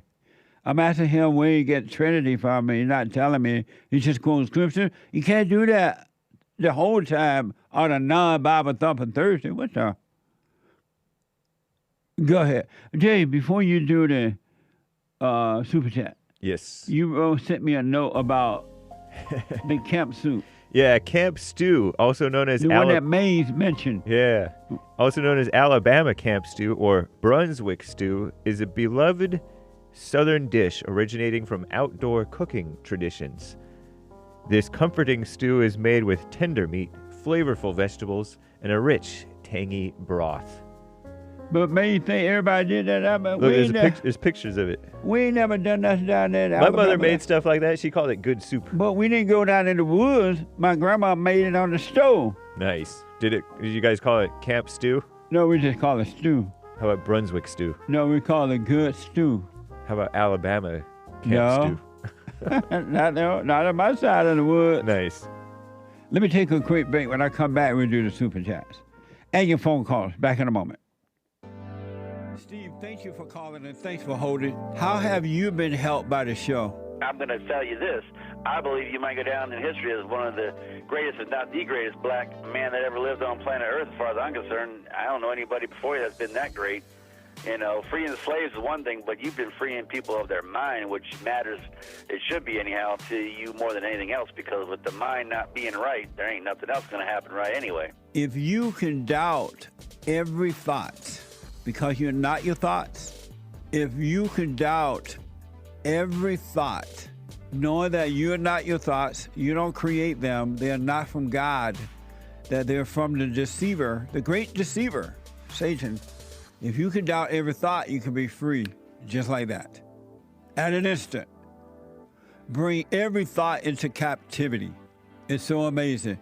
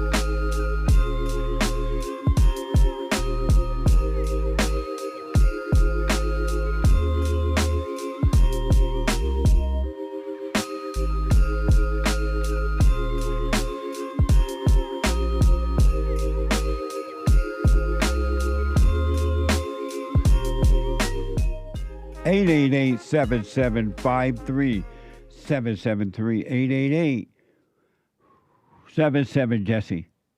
The Hake Report coming up at the top of this hour. TheHakeReport.com. And then from 9 to 11 a.m. Pacific time. And at 11 a.m. Joel Friday TV. He black. Joel Friday TV at 11 a.m. Pacific time, all right? And at 2 o'clock today, Pacific time, brand new episode of Punchie TV at 2 p.m. Watch this. Okay, obviously, it's now a political thing. Daniel Penny is a white man. Jordan Neely. Say his name. Is a black man.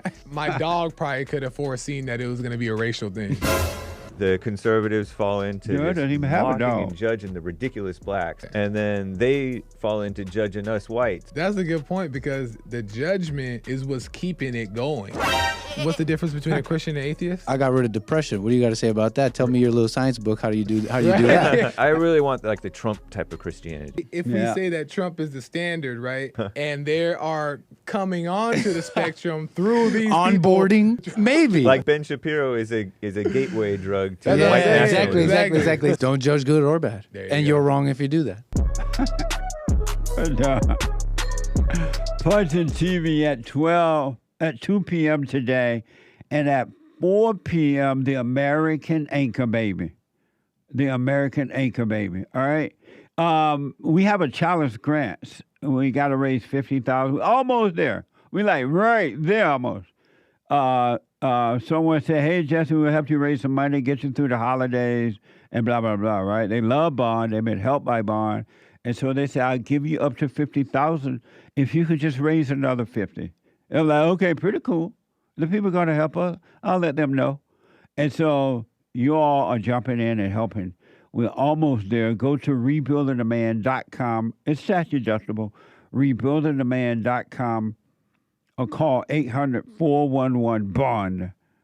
800-411-2663 to make the donation, all right? I do appreciate it. Let me just finish up with the super chats, And then we go back to the call. Super.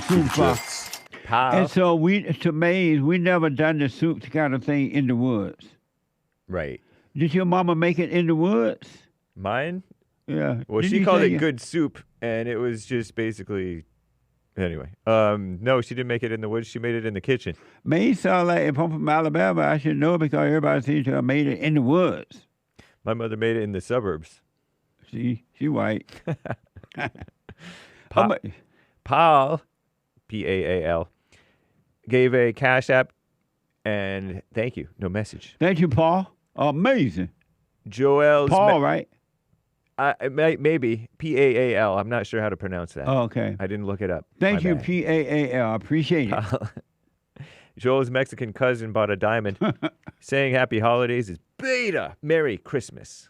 That's right. It's Merry Christmas. It's not Happy Holiday. Don't be an atheist. And you can put an X. It's a cross. It stands for Christ.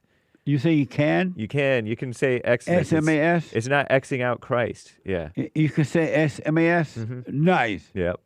People think that you can't, but you can. Why not? Because they feel that it's sacrilegious, but it's not. It's the opposite. What's a sacrilegious? Against religious or something like that. Oh, whatever. Disrespectful. Amazing. Dawn out of Michigan. Morning, gentlemen. Bought a coffee. Morning. Let's get to the 50K, guys. God bless you all at Bond. Can you remind us what this week's assignment is? Thank you. Thank you, Don. This week assignment, this came in today, right? Mm-hmm. This week assignment is to be conscious at every moment. So like when you're moving about, washing dishes, building a house, on your computer, while you're doing your work, be aware of what you're doing on the outside, but be aware of what's in your mind. The thoughts in the mind, just be aware of them.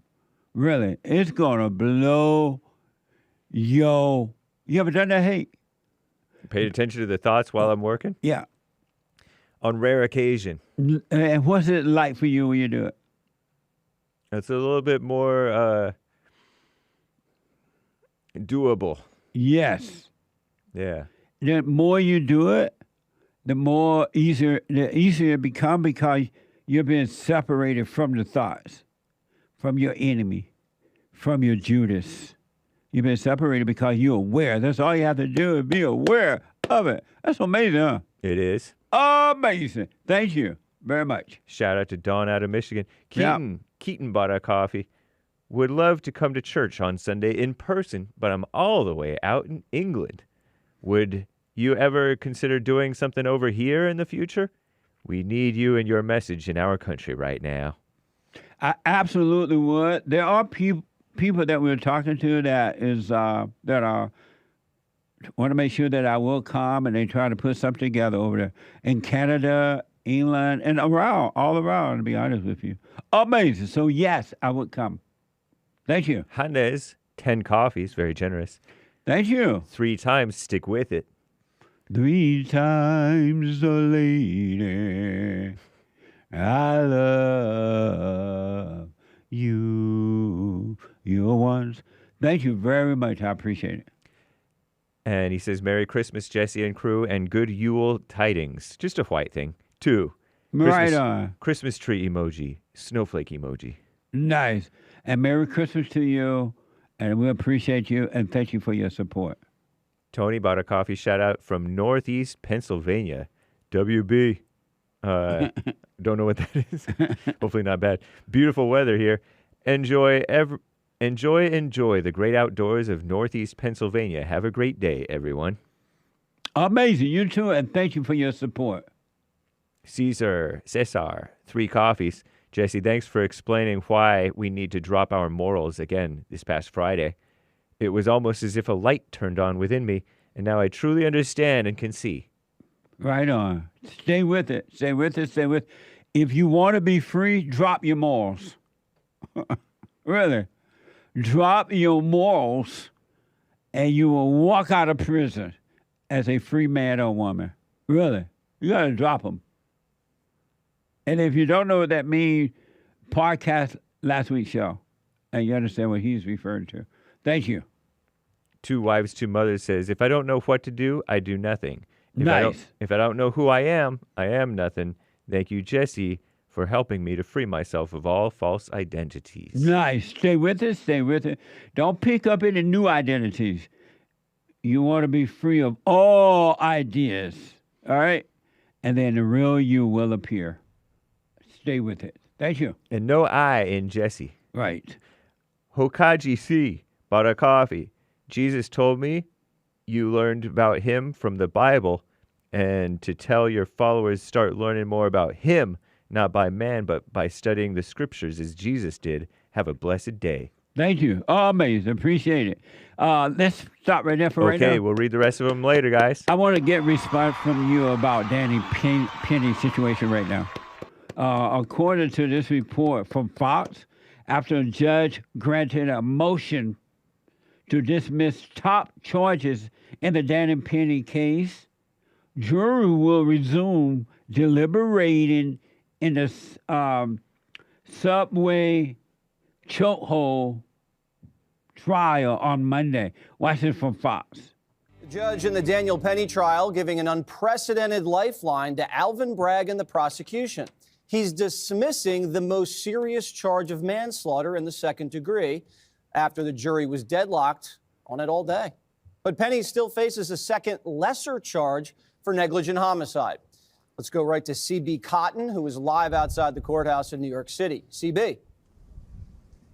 Hi, Jesse. Well, Daniel Penny's fate still hangs in limbo now that jurors return on Monday to debate whether he's guilty of that lesser charge, criminally negligent homicide. As you mentioned, the judge dismissed the most serious charge in the case, second-degree manslaughter, after jurors came back twice saying they were deadlocked on it. Around noon today was the first time that they announced they couldn't reach a unanimous decision, and the judge had to give what's called an Allen charge, which is when a judge urges jurors to go back, deliberate, try to reach a verdict. The judge overseeing the trial explained to jurors, hey, if you don't reach a unanimous decision on this charge, a new trial will be set with a new jury. But around 3 p.m., after the lunch hour, they came back deadlocked again. There was debate between prosecutors, defense attorneys, and the judge ultimately making the decision to dismiss that top charge. And Penny still faces a potential prison sentence of up to 4 years in prison if jurors find him guilty on this lesser charge. Amazing. Amazing. It's so amazing. And isn't the DA the same black judge? I mean, DA that tried to put Trump in jail? Is it Alvin Bragg? I think so. Yeah, Is Alvin Bragg black in New York? Oh, yeah, he's fat and black. And he's the same guy then. This is the kind of person that have no business on white people jury. Yeah. Because this man is an evil man. White people cases. Right. White people cases. Yeah. Why would they put him in there? New York is liberal and dumb and stupid. This guy is the black KKK. Right. At his worst. He's a puppet. Pull the string and I'll jump for you. I'm your puppet. Of the devil. Here's what I heard that the judge should be thrown off too, honestly, because I heard that it's rare or unprecedented or nearly unprecedented for a judge to just comply with what the prosecution wanted, which is to drop that top charge to get a better chance at a guilty verdict on the other stuff. Look like they're trying desperately because Daniel Penny is white. Look like they're trying desperately to put him in jail. Yeah, it's like they're trying to force the jury to make him guilty. Yeah. And it sounds like half or a part of the jury is for it. I guarantee had it been a black man who had done the same thing to a white man under the same situation, it wouldn't be there. It would be no big deal. They would drop all the charges, went home and had some black-eyed peas, okra, and cornbread. Yeah, they never should have charged him in the first place. And some ham hock or oxtail. I wasn't thinking about the food. I was thinking about Daniel Penny. Here's what Daniel Penny's lesser charge is. Watch this from Fox. Again, let's remind the viewers what we're talking about here. So they dismissed the more serious charge, but now the lesser charge is criminally negligent homicide. Now, what does this involve? It involves causing someone's death by acting in a manner that was reckless, inattentive, or careless. In addition, if you've recklessly failed to act and as a result someone dies, you could also be found to have committed criminally negligent homicide. They try to desperately put this white man in jail. Why do white people allow black people to be in charge of their justice system? Cowards and kiss-ups, I say. And why don't they do what they did in Louisiana? Just say, okay, we're going to cut ourselves off from the blacks. We're going to make a white town, and we're going to have our own justice system, our own taxes, and everything. Why don't they do that all over America? Because that would look racist, and that's too practical. But who cares about what it look like? I know. Oh, that's a question? Yeah, that was a question. Some of the white suckers care. Why? Because they're brainwashed. Because it doesn't, you're right, it doesn't make sense in practical reality. The blacks are doing to the whites what they accuse the whites of doing to them. Which never happened, by the way. Right. And to this day, they're still saying dumb stuff like that.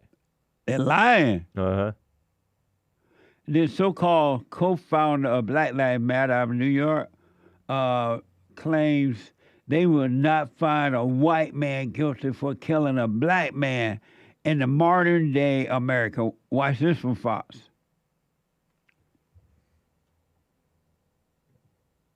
Shavonna Newsom, CHIVONA, NEWSOME. I'm the co-founder of Black Lives Matter Greater New York.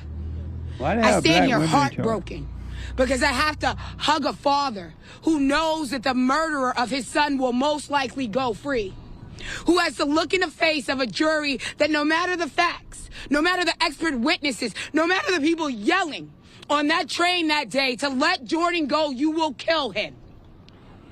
They will not find a white man guilty of killing a black man in modern day America.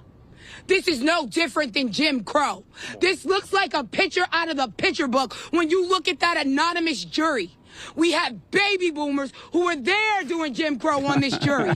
We have young people who are looking at Daniel Penny as a hero. And what America is a hero, a killer. He didn't give a crap about Jordan. The medical examiner said Jordan turned purple. Yes, black people can turn purple when they are denied oxygen. Every lab report showed he died of asphyxiation. And that doesn't matter because they want to spare a white man the penalty of his crimes. America has not changed, and I hate to say it, it may never change. Change to what? What a psycho. Oh, Lipstick on a pig. That's the wrong color lipstick, lady. What a bitch. Yeah, indeed. And she's accusing... Indeed what? Indeed? Indeed, yeah. Indeed, what you said. What'd I say? I don't remember. What? I don't remember. You don't remember what I said? But you said indeed. Yeah. Indeed to what? Indeed, what a... take me in. Man, I'm sick of seeing these old angry, nasty black women with long hair because they want to throw their hair like white girls. Leading somebody. And they got males standing beside her. I know. And she got nothing but anger in her heart. Yep. Nothing real to say. Uh-uh. She's accusing the whites of what the blacks do. The black juries don't convict the black men. Ever since, I don't know, O.J. Simpson. And to this day. What a mess. I want my America back. Well, we'll see, I guess, today what the final outcome is for for Daniel, right? Penny. Maybe. I think they're supposed to go back today and deliberate, or whatever you call that, as to what they're going to do. It sounds like part of the jury is corrupt, if they're deadlocked at all. Do they have any blacks on the jury? I have no idea. I haven't looked into that. If they have blacks on it, you can hang it up. I mean, they're in New York. New York is a bunch of dumb liberals. Look at who they elected, Alvin Bragg. Yeah. I don't understand why we let Alvin Bragg be in charge of a white man trial. Was he elected? I don't know how that stuff works. Me either. What a mess! Well, he is a politician and lawyer. Yeah, DAs are usually He elected. probably went to DIA school. DEI? Yeah. Yeah. I'm sure his thing is not because he earned it. Right. I wonder if he related to that black woman that went after Trump. And she ran on it in New York. She ran her campaign about going after Trump. Letitia Are James. they related? They black. They are both black. And they evil. Mm-hmm. I picture her being taller than him, but I don't know. Why? I don't know. She just looks like a big woman. Oh, a mess. 888, thank you, Hake. Yeah. 888-7753-773. Let me go to David out of Texas. David, welcome to the show. You're on the air. Hey, Jesse, how you doing? All is well, David. Good to talk to you, man. I was wondering if you saw the Bryce Mitchell fight, the UFC. I didn't see it, but I did hear about it, and he won. It was amazing. Amazing. He shouldn't, like, I'm in the MMA world myself, so I know, like, I kind of have a good grasp on, like, that fight, and he shouldn't have won that fight based on how it was supposed to play out. So, he talked about how God told him he was going to win that fight. It's crazy to see that, man. The interview from Friday was also... Yeah, go ahead. The interview was what?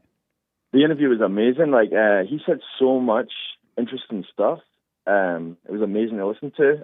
When he talked about... The one thing I wanted to comment on was that when he talked about the Ten Commandments, and he's like, people see Christianity as, like, being shackled by the Ten Commandments, but they don't realize that that's actually freeing you from the world by following the Ten Commandments. That was so deep. I was like, and he said it at the end as well when you guys were wrapping up. So I was so glad he got to throw that in because I was so it was so eye opening for me, like just to hear that perspective, But yeah, and then I don't know if you saw this, if you heard about this, but in the post fight interview, he was doing the interview in the cage, and then he apologized to Joe Rogan because he criticized him previously, and so he, in front of the whole world, he apologized. He's like, "Hey, I was wrong for saying this about you, and I just wanted to apologize to you right here, face to face." Right on. And I just thought, like, it ties in with, like, what you talk about, where you're like, go and forgive, and you got to do it face to face. And I just thought that was super deep. That was super deep when he did that.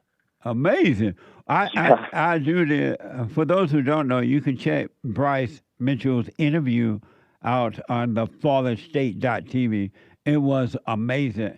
I had no idea that Bryce was that wise and smart, and he was like confident that he was going to win that fight. He like, you could put the form on it. You could bet your form that he was so self-assured that he was going to win. So I'm glad for him that he won. A lot of people in the MMA world are kind of like-minded like that, and maybe just not as outspoken or not as, not as deep into, like, he seems like he's deep into the Bible and stuff like that. Maybe just not as deep into it like he is. But, in the MMA world, you see there's like a lot of them just don't take, the crap that's going on.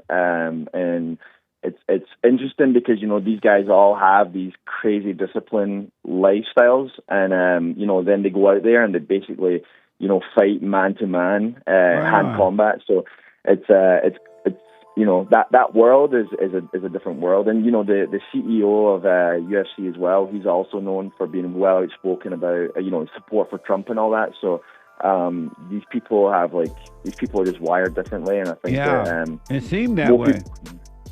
I was not familiar with Bryce. My producer, Daniel, he's the producer of the Father State, he was, and he found him, and I was like, I didn't know how it would go, but I truly enjoyed that interview with Bryce Mitchell. Yeah, it was amazing, man. Yeah, I wanted to comment on it because I thought that was amazing. It was super eye-opening, and then to watch him go out there and do what he did. Yeah. And then also, like, when he apologized to Joe Rogan, I was like, oh, man, that's like everything Jesse talks about is, like, he'd be a man and deal with it face to face. Thank you, buddy. I got to take a break. Thank you.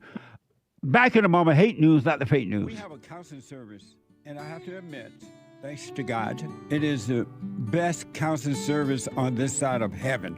I counsel with men and women, families, individuals around the world. Most people are unhappy.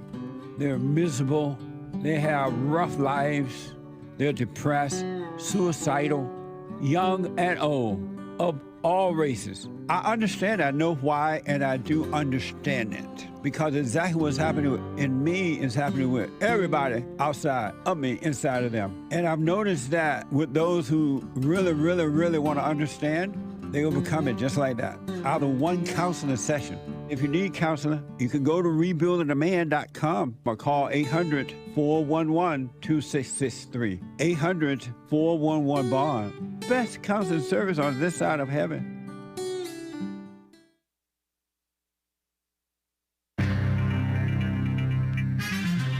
Some serious mess going on in the world. This is the end of hour 2 already of the JLP Show, Female Monday, December 9th, 2024 AD. Stay tuned for hour 3, the last hour of the JLP Show coming right up, guys. There is one line open. You can call in right now during Hake News, Not Fake News. And JLP will be right back to your calls and some more great stories and the rest of the Super Chats. Commie Nonsense Network, CNN reports on the Trump transition, the only good transition. President-elect Donald J. Trump previewed a sweeping agenda for his second term in an interview with far-left extremist outlet NBC News that aired just yesterday on Sunday. Trump vowed to pursue pardons for January 6th defendants and raised the possibility that some of his political opponents could face jail time because they, in some cases, may be criminals, obviously. He outlined how his administration will prioritize mass deportations, which is the right thing to do, but said he's open to working with the demon rats, the Democrats, to preserve the legal status of quote-unquote dreamers. What a mess.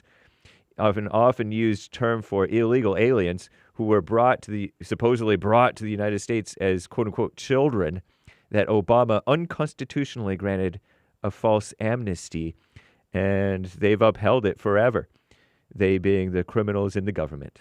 I call them criminals. Trump also doubled down on his campaign promise to end birthright citizenship. No more anchor baby free stuff, right? You're born here to immigrants or illegals, you're not necessarily a citizen. It's guaranteed. They call it guaranteed by the 14th Amendment, which is not true. It's falsely guaranteed. It's guaranteed by the people who misinterpret the 14th Amendment. But anyway, Trump suggested he may attempt to overturn the so-called right through executive action. We have to end it.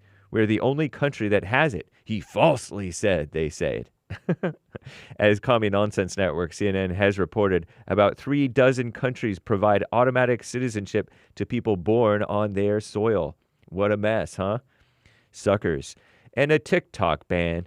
TikTok has recently lost their bid to strike down a law that could result in the platform being banned in the United States starting on January 19th, 2025. A U.S. appeals court Friday upheld the law that requires TikTok be sold off from its Chinese parent company ByteDance, B-Y-T-E, dance, all one word, or face a ban, dealing a major blow to the social media platform that's used by more than 170 million quote-unquote Americans. That's more than half the country, because we're like 330 million, I think. Under the law, the app stores could face major fines if they continue to host TikTok following the deadline if it's not sold. TikTok indicated that they plan to appeal the ruling all the way to the Supreme Court, the so-called Supreme Court. The ban could be delayed or avoided with support from President-elect Donald J. Trump. After he takes office, crooked Joe Biden, the current so-called president, could also technically grant a one-time 90-day extension of the deadline, though he has not indicated whether he will do so. And Notre Dame is reopening, or Notre Dame, if you prefer. The treasured cathedral in Paris, beautiful Paris in France, went up in flames in 2019, officially reopened Saturday. French officials held a ceremony featuring dozens of so-called world leaders to celebrate the finishing of the 5-year project to restore the landmark. It's a cathedral, Christian, by the way. And I think it's older than the Maori. That's what I heard on X. Must be true. Attendees included Donald J. Trump, Tesla and SpaceX CEO Elon Musk, the 1-2 punch of America. And Ukrainian President Volodymyr Zelensky was there. What? And Britain's Prince William. Trump and Zelensky met with the French President Emmanuel Macron ahead of the event as Trump cast doubts on continued U.S. aid to Kiev in the Ukraine. So we'll see what happens. I'm James Hake. Now back to the Jesse Lee Peterson Show, Hour 3.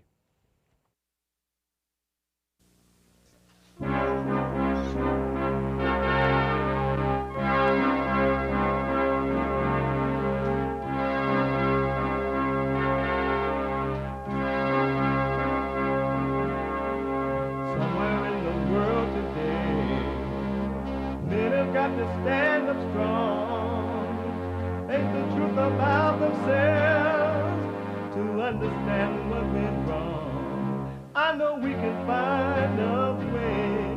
I know we can find a way. I know we can find a way to stand up, stand up.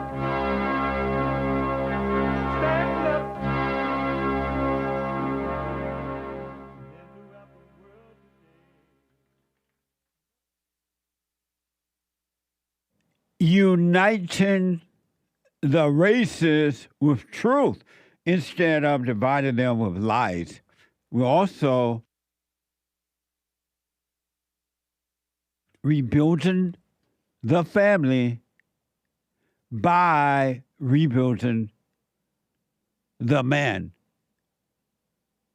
I'm Jesse Lee Peterson. Welcome to the show. You can get involved by calling 888-7753. 773-888-77-JESSE. No biblical question yet. Maybe one tomorrow. We'll see what the Lord has to say.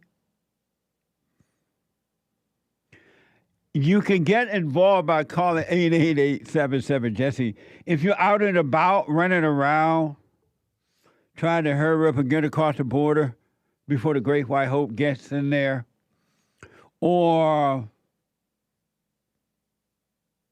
you're on a suicide watch for fentanyl, or you are addicted to fentanyl, or you try to buy some fentanyl, or want to sell some fentanyl, or whatever you're doing, or plain on doing nothing, anywhere in the world, you can be listening to the show live on your iPhone, iPad by calling the listen line on Talk Stream Live at 605-615-4131.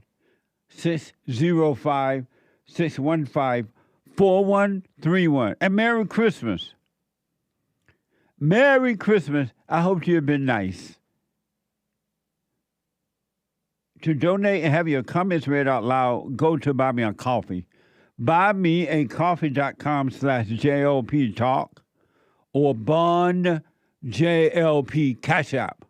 Bond JLP Cash App. It's Monday.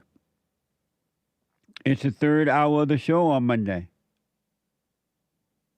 And every Monday, we take all calls, but Monday is Female Monday. All my life, I had to fight.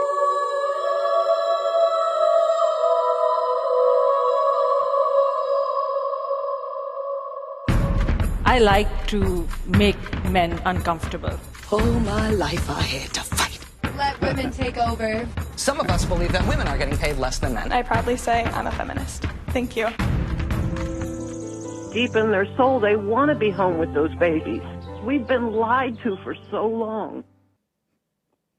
Tell me lies. Tell me sweet little lies.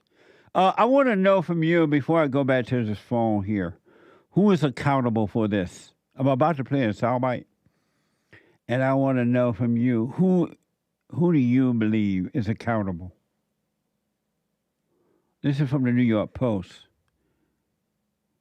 A new lawsuit claims that Bullies at a South Carolina middle school. No, bully at a South Carolina middle school who allegedly drove a 12-year-old girl to attempt suicide. Later visited her in the ICU and took photos to mark her on to mark her on social media. The girl family is suing the school district and 9 staff members.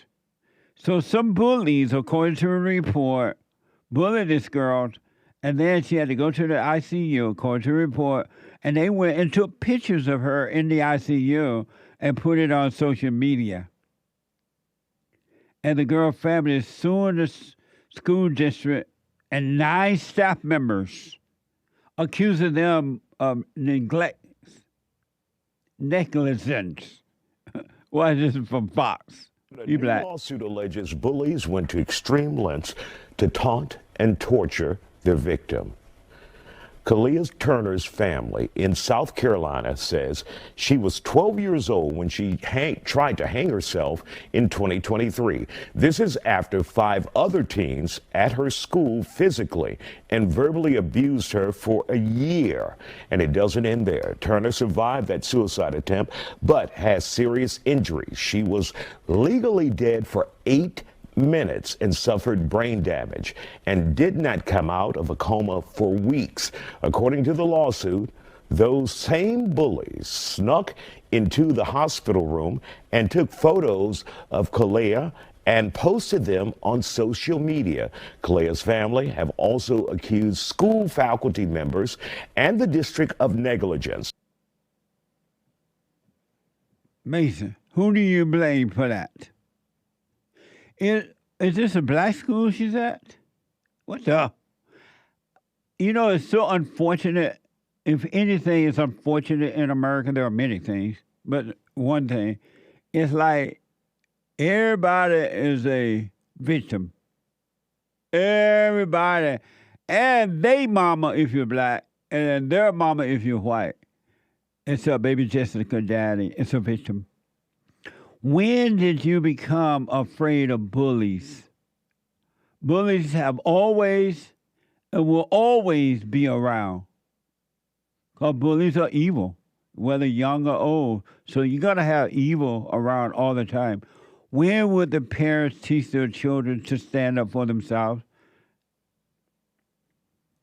I can't even imagine coming home from school and telling my parents or grandparents that I was bullied at school. I'll be bullied, all right. Is everybody a victim? I want my America back. Remember when America was tough?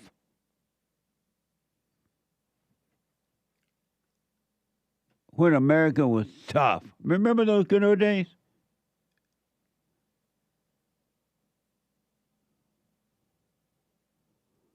I want that back. So who do you say to black? I don't know how true the story is or what's the real deal. What is it about? But it's time out for victims. Do you want to spend the rest of your life being a victim? Human beings are evil. Human nature, there is no good in human nature. So you're going to be dealing with evil human beings. Look at around you. Look at all the pain and the suffering and the wars, the rumors of wars and all kind of stuff. Pain and misery, killing and robbing and accusing, and human beings are evil. This is hell on earth coming through human beings. You talk about you scared to die and go to hell. You're already in hell. What the?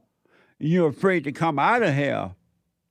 You're afraid to go through hell and enter into heaven.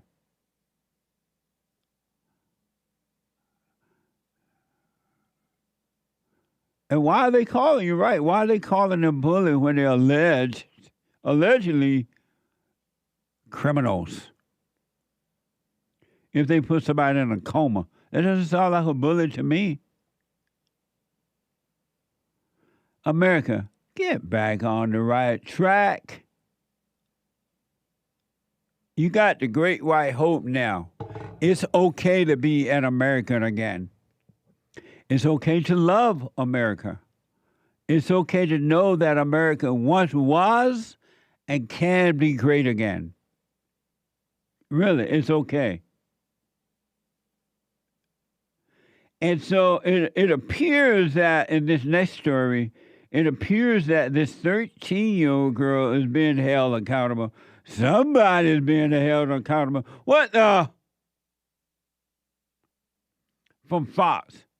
One of 5 girls aged 12 to 15 involved in beaten to death a disabled Reggie Brown, 64 of Washington, D.C., will be behind bars until she's 21 years old. Watch this from WSA 9. Yeah, and Judge Kendra Briggs calling this crime horrific and noted that this girl chose to participate in this because she was actually the one that took selfies after the murder of Reggie Brown and as they walked away from his body. In the meantime, 2 of the other girls will be sentenced before the end of the month. Malda Brown was among the family members that had to leave the courtroom as prosecutor Gabrielle Legalio replayed cell phone video taken by the 13-year-old girl, displaying what Judge Kendra Briggs called a celebratory disposition after brutally beating and kicking Reggie Brown the night of October 17th, 2023. I could hear them celebrating after they murdered my brother today, so it puts you in another frame of mind. Malda is one of Reggie's older sisters. She says she does not accept the apology. Absolutely not. She didn't give no remorse or no empathy or no sympathy. It saddens me that these young girls could be so brutal and do something so severe. The girl will face the maximum penalty by D.C. law, a restrictive commitment in a Department of Youth Rehabilitation Services facility until she turns 21 years old. I'm just grateful that the judge did give them the time. But she says it's not enough based on their research of the city's youth rehab facilities. We found out that they just let these kids come out like a revolving door, suggesting that parents need to be held accountable. It's so sad because they're not raising their children. They're letting their children be out all times of night. So what they need to start doing is holding these parents accountable and locking them up as well, so that another family in the district doesn't have to go through what they did. Amazing.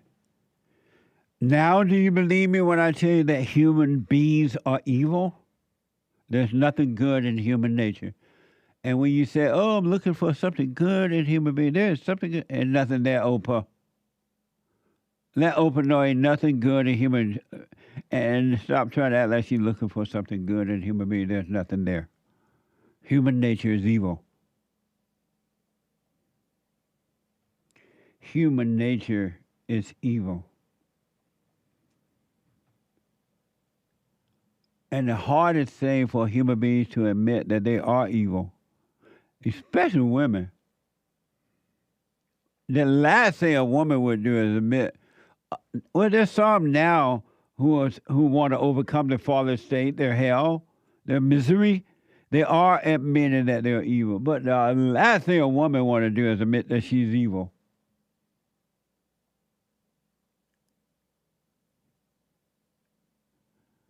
So I'm wondering, they said that they want to make the parents accountable for what these girls these people have been accused of doing, this one girl or whatever. Should the parents be accountable for that? Or should the girl be accountable? One other quick story I want to share with you. The blacks. What's wrong with the blacks? The blacks are ticked at the mayor of Chicago. And I often wonder, did they vote for that mayor? And even if they did, and they see now that he is not doing the right thing for the city, they're ticked. They are ticked. You thought the Pope was ticked. The blacks in Chicago are ticked at the mayor of Chicago. The Chicago residents demand Trump make example of Mayor Brandon Johnson. This is from America Talking Network. At the beginning of Monday's Chicago City Council meeting, residents addressed Mayor Brandon Johnson about the city spending on non-citizen migrants, tax increase proposal, and more. Watch this first soundbite from America Talking Network. Amazing. Trump, Tom Homan, make an example out this Negro right here first. Please come here first, because you know what? We're going to help you. We want a forensic. Ma'am, I would ask that you, hold on a second. Stop her time. Stop her time. You told Trump you ain't going to blink? Well, we ain't either. You ain't above the law. And where you going to run to when Trump pours that Trump card out on you? There's a 10-year prison sentence when you want to stand up here for those illegals. Would that sound by 477A? Yes. That was 7A. Oh, that looked like all the comment was in there. I thought 7B, C, D, and C was for that. Oh, okay. The blacks are tanked at the mayor of Chicago. He can care less. Really, he doesn't care. He just wants the votes.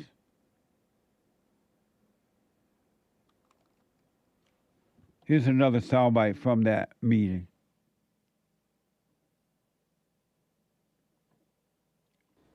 So, Brandon, you and all these Democratic mayors out here and governors, y'all talking about crashing out for these illegals, right? You all sit up there and said you will not allow Trump to come in here and get these illegals. Yeah, you can smile. We're in a $1 billion deficit. And you spent half of our money, half of that on illegals.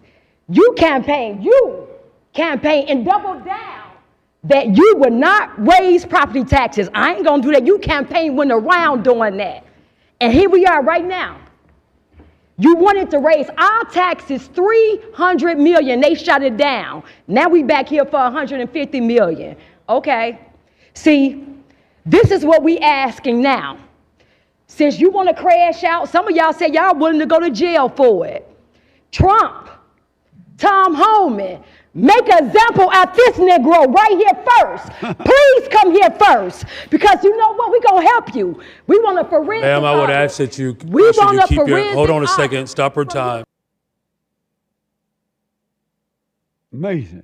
I'm glad she didn't say niggerara. Negro instead of niggerara. I got a little nervous there. Here's another woman speaking out against these people trying to stop Trump from doing his job concerning illegal aliens. Watch this.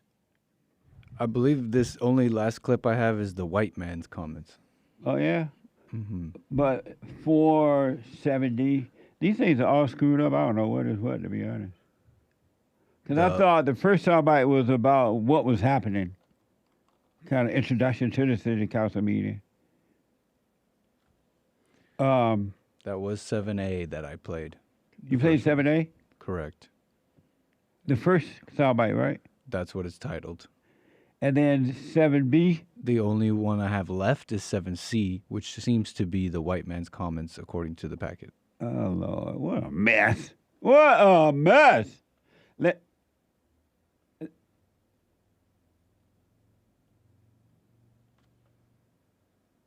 What?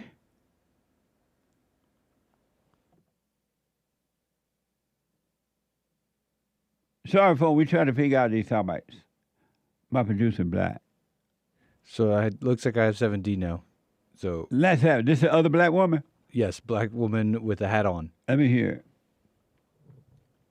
Now let's get down to Tom Homan and 8 U.S.C. 1324. Different editions of 1994, 2020, 2021, and 2022 about you harvesting aliens. And you so strong about protecting those aliens, but you won't do nothing for the U.S. citizens. We are the ones who pay your salaries. Salaries! Let me accentuate on that.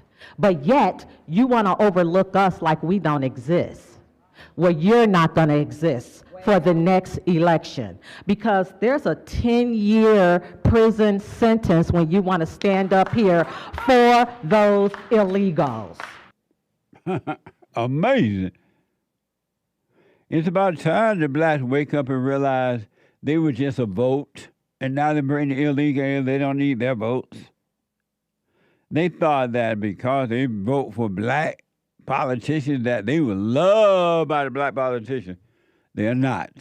And here's the last soundbite here, then I'll take your calls. Here, now, you heard how the black people were speaking out there, right? Remember that.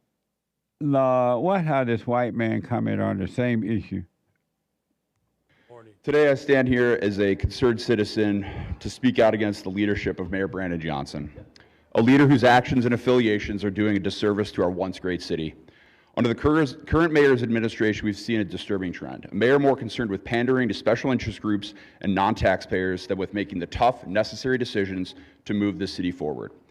Mayor Johnson's leadership can be defined by demagoguery, fueled by progressive rhetoric and driven by a divisive agenda that plays to the lowest common denominator rather than striving for unity, fiscal responsibility, or the common good. Was he white or black? That was a white man. He looked black. Wait, what? He sounded white. Today I stand here as Sorry. Can you see him? I can't really see him. He look at those white hands. Oh, okay. He was so proper with it, whether he was white or black. Amazing. But the blacks are ticked. Don't mess with the blacks. But the mayor can care less. Really, he don't care. All he wanted to get voted in, and he prepared himself to, hopefully, in his mind, the illegal vote for him, it seems. What a mess. 888-7753-773. Let me go to Patrick out of Massachusetts. Patrick, welcome to the show. You're on the air. Hello, my brother. Good morning. Good morning, Patrick. Good morning to everybody there. Hake, Joel, your whole crew. Thank you for taking my call, brother. Right on. All right, man. First, I just want to comment real quick. I have nothing against Mays or anything. I just want to comment something that she was talking about, the Pledge of Allegiance. And I really do know why she doesn't like it and she doesn't want it for the kids. Because she was born on the greatest country on this side of heaven, you know? She wasn't born on South America or Africa. So she doesn't know how it is to be down there and not have that Pledge of Allegiance and have that patriotism to the country. That only does good for the country. When I came to America in 2015, then we used to do the Pledge of Allegiance every day on my school, and I used to love it. I didn't see that on my country. Yeah. It was good for the kids. We had the prayer and the Pledge of Allegiance every morning, and that was awesome.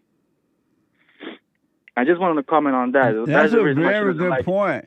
People who grew up in freedom don't seem to understand communism or socialism.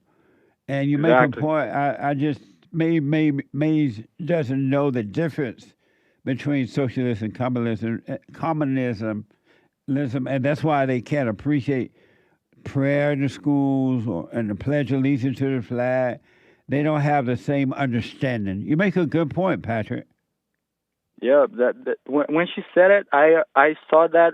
The same time as she said it, I saw it. I saw how my country is and how America is and what good it does to love your country and love your people. This country is the best on this side of heaven. There's no doubt about that. Yeah. All right, I just want to comment on that. And I appreciate that, man. I appreciate you, man. No problem. And again, I have no problems with her, man. It's just I just want to comment on that. I understand. All right. And I called today just because I called you some weeks ago. And I just want to tell you about my progress, you know, because I called you saying that I had some problems with marijuana, that I couldn't stop smoking. I wanted to, but I couldn't. And your advice for me was every time that I was going to smoke, I just be present on the moment, not be caught up on my head. And that's exactly what I did. You know, every time that I wanted to smoke, I went, I was present.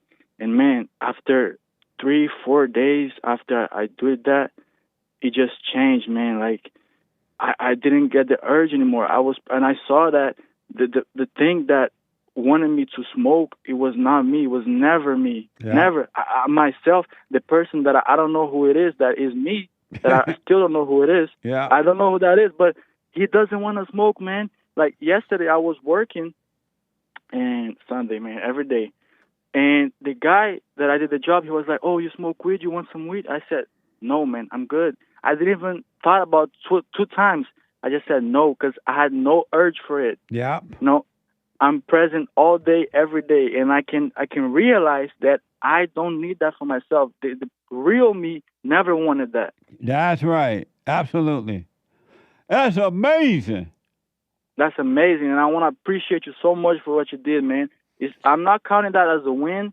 I'm still on the straight and narrow path. Yes. Silent prayer every single day, morning, night, and I'm gonna keep with it until the day I die, man. And for me, stop smoking, stop being unconscious while I'm high, man. It does like 100% better for my soul and for me, and to get better, man. And I want to appreciate you so much for what you did for me, man. It really helped me.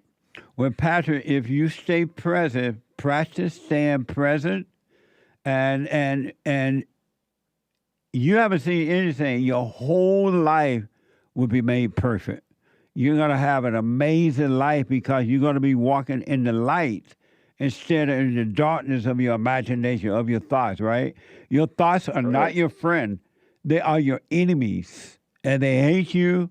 They want to destroy you. They are wicked to the core. So just practice that, stand present, and everything will happen on your behalf. It's amazing, man. And what you're saying, I know that is 100% true, and I trust you, and I see what it's doing to my life, man. And I'm gonna keep with it, and I'm gonna keep you in touch with you, man. I appreciate what you're doing, man. Right on. Thank you, man. Amazing. Have an amazing afternoon, man. Thank you. You too, buddy. Amazing. Stay present, folks. Really. Come out of the darkness of your imagination. That's all you have to do. Isn't that amazing? And the one thing you have to do is the one thing that you won't do. Come out of the darkness of your dark imagination.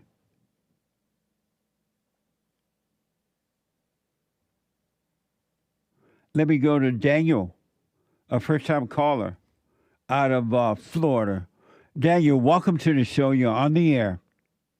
Hey, Jesse, you hear me loud and clear or no? No, I hear you. Go ahead. Hey, it's an honor after Jesus Christ, the great white hope. There's you, Jesse. The great white hope. Thank you, Daniel. So I called about my brother. Okay. He's going through like a midlife crisis or something. I don't know. And I want to help him, but I don't know how. He has a pretty decent life, but he's just tired of everything, he said. And your question for me is what? How do I help him get back on track? Here's what I recommend. You go to him and tell him he got to drop the anger. He needs to forgive his mother and his father and practice staying present, and things will work out.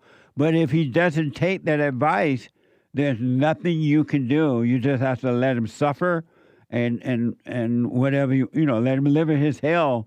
You can't bring him out of his hell. He have to want to come out so that the Spirit of God will bring him out. But he got to drop his anger. Yeah, I don't know. Have you told him that he needs to forgive his mother? No, not yet. Why not?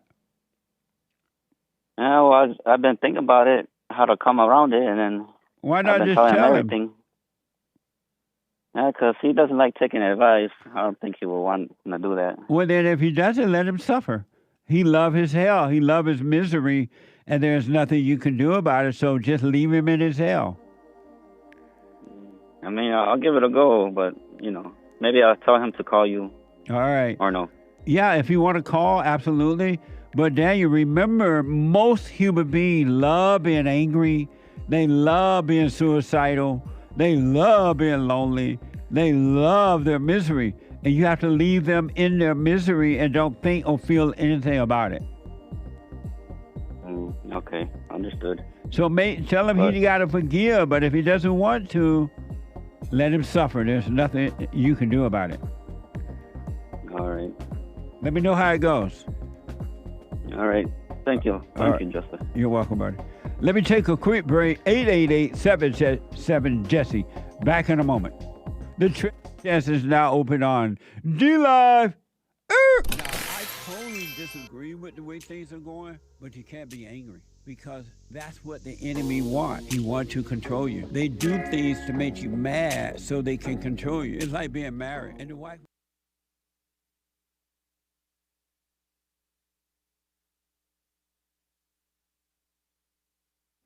Did you know that some central banks are on a gold buying spree? Did you know that? Some central banks are on a gold buying spree. And I bet you wonder, why? Why are these banks on a gold buying spree? I suggest you look into it for yourself. That way you will know. Look into it for yourself. And don't let your savings get eaten up by inflation. Don't let your savings get eaten up by inflation. So what I suggest, and that you check it out, look it up for yourself, and when you're ready to buy gold, check out Goldco. Goldco. Goldco has a special for my listeners. I'm like, Goldco, can you give my listener a special? They're like, yeah, Jesse, of course. Qualified accounts receive an instant 10% instant match. Qualified accounts receive a 10% instant match in bonus silvers. Isn't that amazing? Yes, Jesse, that is amazing. So check out Goldco. Learn more about going to JesseLoveGold.com. JesseLovesGold.com or call 855-644-GOLD. That's 855-644-GOLD. And tell them Jesse sent you. Amazing.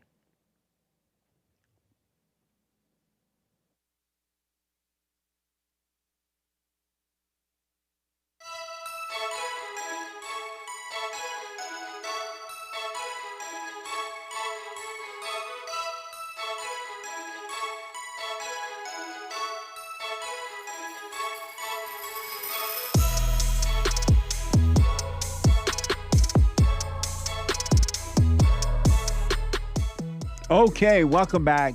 888-7753-773. 888-77-JESSE. We're going to get to all of your calls. The Hake Report is coming up at the top of this hour. The Hake, H-A-K-E, report.com from 9 to 11 a.m. Pacific time. The guy with the good hair. And after the Hake Report, Joel Friday TV, he black. Joel Friday TV at 11 a.m., better known as Arkansas.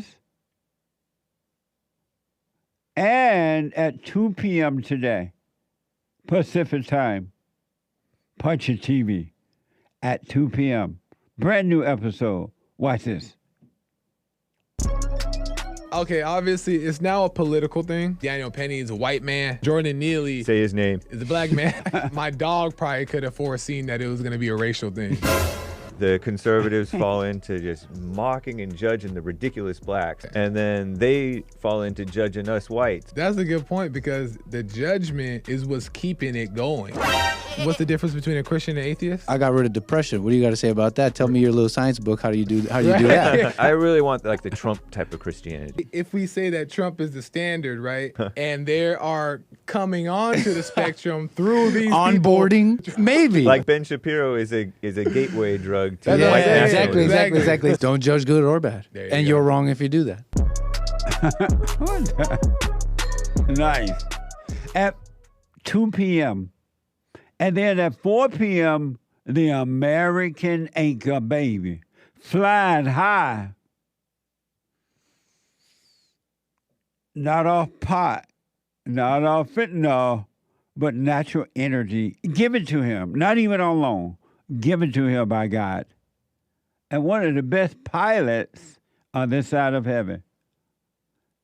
He went to Google school online to learn how to fly. And now he can fly like an eagle every day, Monday through Friday, at 4 p.m. Pacific time. Amazing. A lot of stuff today. Hey, when you said that you want to be the Trump type of you say Christian? Yeah. What do you mean? I already think I know what you mean, but what do you mean? Real, for one. Loving everybody for another. Do you love all? Who, me? No, you. That's questionable. No. You don't love all people? What? I'm shaking my head for those podcast listeners. And why not? Because I'm like that Black Lives Matter lady. What? A racist? The B word. Oh. Let's go with beta. That sounds better. Yeah, you're beta. Terrible. That's amazing. Indeed. I'm surprised you don't love all people. Me too. You sound proud of it. No, it's pretty miserable not loving everybody. I know it is. Why do you want to live a miserable life? It's interesting, the things that God asks us not to do and what we don't do. I know. That we do. It's like the exact thing, and it's repeated in the Bible. Yeah. And they ignore all that stuff. He said to love one another as I loved you. Love all, right? Even your enemy. People don't love. That's the last thing a human being has is love. Then he said, don't judge unless you'll be judged. Don't judge. And that's all they do is judge. Yeah. It's like the two primary things that really make life for you. Oh, and then he said, bring all thoughts into captivity. Don't worry. Right, don't worry. Bring all thoughts into, and what the people, they love their thoughts. Indeed. And then you tell them, hey, let your thoughts go. Like, what a mess, huh? Why can't you love all, man?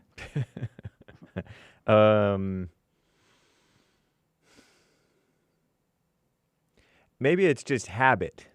What do that mean? I have like a long tradition throughout my life of not loving. Oh, so you have a habit of hating? Yeah. Hey, why don't you break the habit? Right. No, that was a question. I'm not sure. I kind of know. Because I'm too lazy to break it.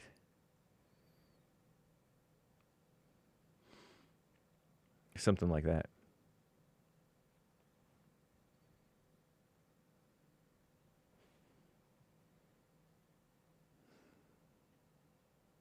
Awkward.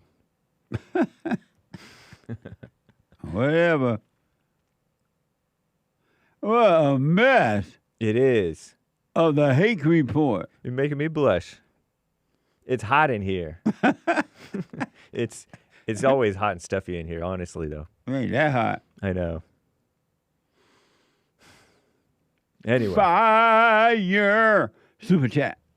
Over on X, Timothy says, if females are so good, how is it the people of the United States of America have not chosen a woman for presidency? A female has lost twice running for president. Nice, because females were not created to lead. They were created to follow, and America knows that. Thank you, though. Amazing. Cam G. Cam Green Cash on Cash App. No message. Thank you. Very nice. Yeah. I read about Hokaji's super chat. Thank you. His coffee. I believe I read David's coffee. 33. Oh, no, I didn't. 33 coffees from David. Setting the precedent for pithy $50,000. Let's go. Merry Christmas. Make America great again. Right on. Thank you. Is it David? Yes. Thank you, David. I appreciate that. Very generous. Yeah. Link bought 5 coffees. When you were asking at church yesterday if we are a spirit, I tend to see it much like you. Much like when you played VR chat with the anchor baby. This was years ago. This JLP plays. Check it out. It was a classic. This world is like the simulation and we are in it, but it isn't us. We are convinced because of our feelings, but much like VR chat, there is something outside of it, which is reality. Outside of human shells is a celestial body, and if we live as that, we will let down the non-reality, which is ourselves on earth. Hope that makes sense. It's interesting. And if you missed yesterday's fellowship, go to rebuildingtheman.com/church. And you'll hear a very interesting discussion we had amongst many discussions about who are you? Are you a spirit? Are you a spirit? Very interesting. Go to rebuildingtheman.com/church. Amazing. And I appreciate that. Thank you. Tony bought a coffee. Big girls don't cry. They don't cry, yay. They don't cry. 4 seasons. Yes, they do. When they cry, they lie. Merry Christmas. When she's crying, she's lying. Amazing. Thank you. Aries 1 with a diamond. They all cousins, quote unquote, referring to these black girls. Cousin on cousin violence. What a mess. Thank you.